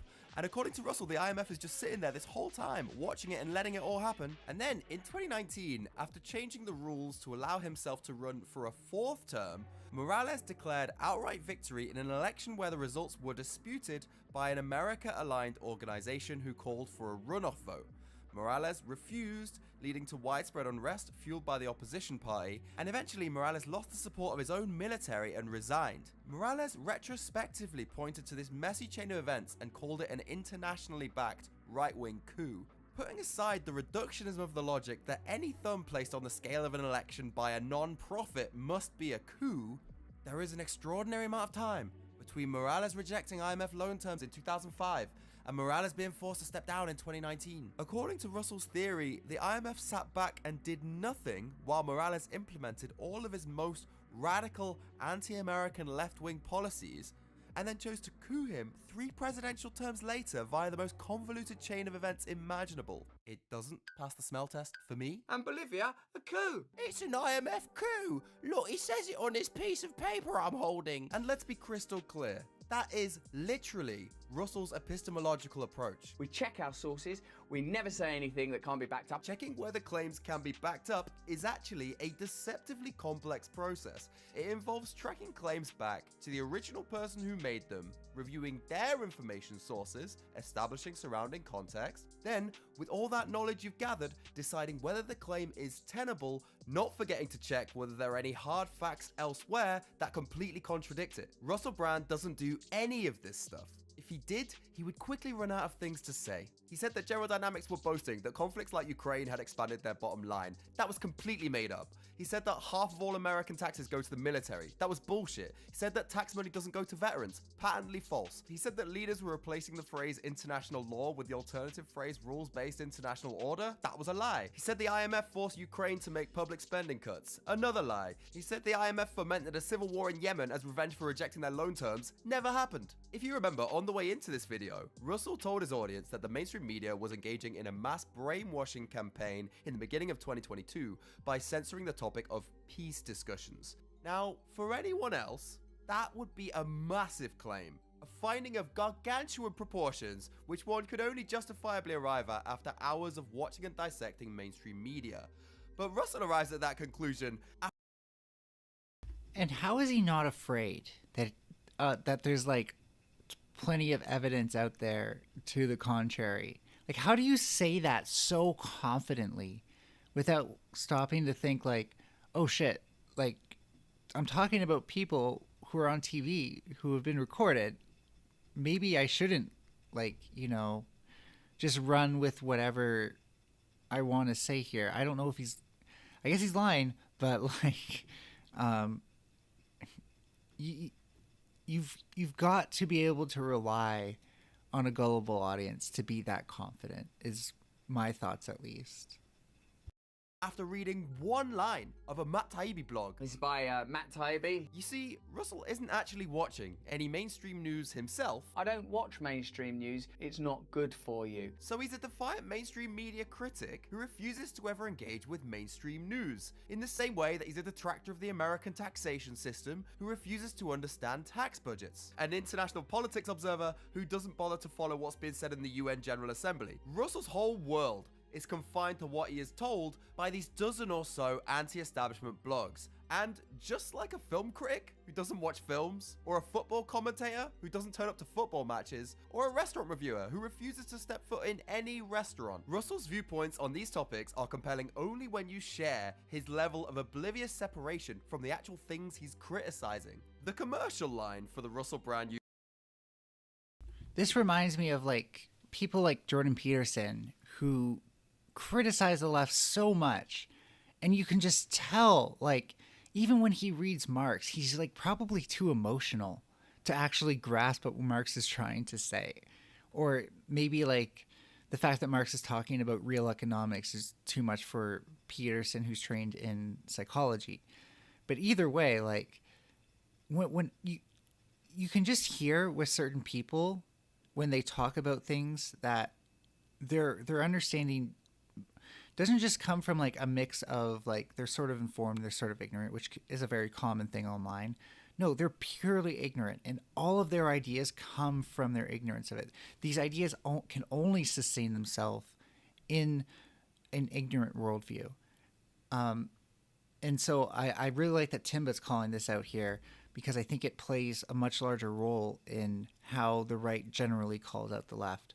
And by the way, I'm finishing this chapter and I'm calling it quits because I am so tired. And I've got a busy day ahead still. So we got about, when did this chapter start? We got about 2 minutes left. And so I'm going to say right now, thank you to my concurrent viewer. Part 2 of this will be the next stream, which will be either in 2 or 3 days. I am planning on streaming more regularly now. If you're somebody who is subscribed and has watched me in the past, be sure to keep an eye out. I don't know. There's a bell thing, I think. YouTube channel is that Russell and his team are interrogating and investigating facts to bring you truth. But what actually happens on Russell's channel is that Russell's writers pass in blogs and clips. Right now, we need a writer, researcher, who is very good at finding clips. Russell then, armed with the blogs and clips that have been passed along to him, looks to see if they align with his politics, checks if there is a journalist's name attached so he can put their name on the screen and say it's their words, not his. That's not me, that's that person. And this is what interrogating and investigating facts functionally means on Russell's channel. Copying and pasting unsourced claims from internet blogs and proclaiming them as secret facts that the establishment doesn't want you to know about, even if deep state actors are funding the people who are supposedly spilling these facts to Russell. The real crux of the issue with the intrepid values Russell lays claim to, but early fails to embody, is that he seems to think skepticism is an innate quality of being, which he has achieved by distrusting the political establishment and refusing to watch mainstream media, when in reality, being skeptical is a muscle you have to exercise on a day-to-day basis, showing restraint in the face of dubious claims that align with your own worldview. If all your skepticism amounts to is, I don't believe what the government and mainstream media tells me. If you agree with what the government is telling you and the media is telling you, have a little think first. If all your skepticism is pointed in one direction, that's not skepticism. You are like a child who drinks the colourful bottles of chemicals under the sink just because his parents once lied to him about the tooth fairy, so everything else they've ever said must have been a lie. This word skeptical does not in any way describe Russell Brand, but there are several other adjectives that do. Overly trusting, impressionable, naive, gullible, easily manipulated.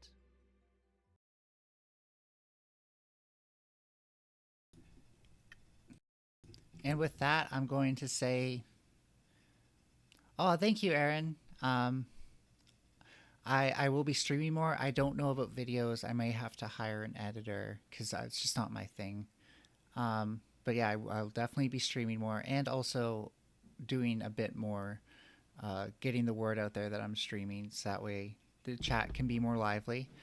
And hopefully I can get back to debating because that's where my bread and butter is. I think the general message here is it's good to be a skeptic. Don't be gullible. Those two things cannot exist together. And it's really quite incredible that someone like Brand can be both. At least while his last name is also Brand, because that is his branding. His branding is I'm a skeptic. And yet, in reality, he couldn't be further from it, at least in my opinion, and I think Timba's opinion too. Well, folks, this has been sort of like a half test stream, half back to streaming kind of thing. I think it went well, and I hope you guys enjoyed it. And I'm really bad at goodbyes, so I don't know who to raid to, so I'm just gonna say, have a nice day.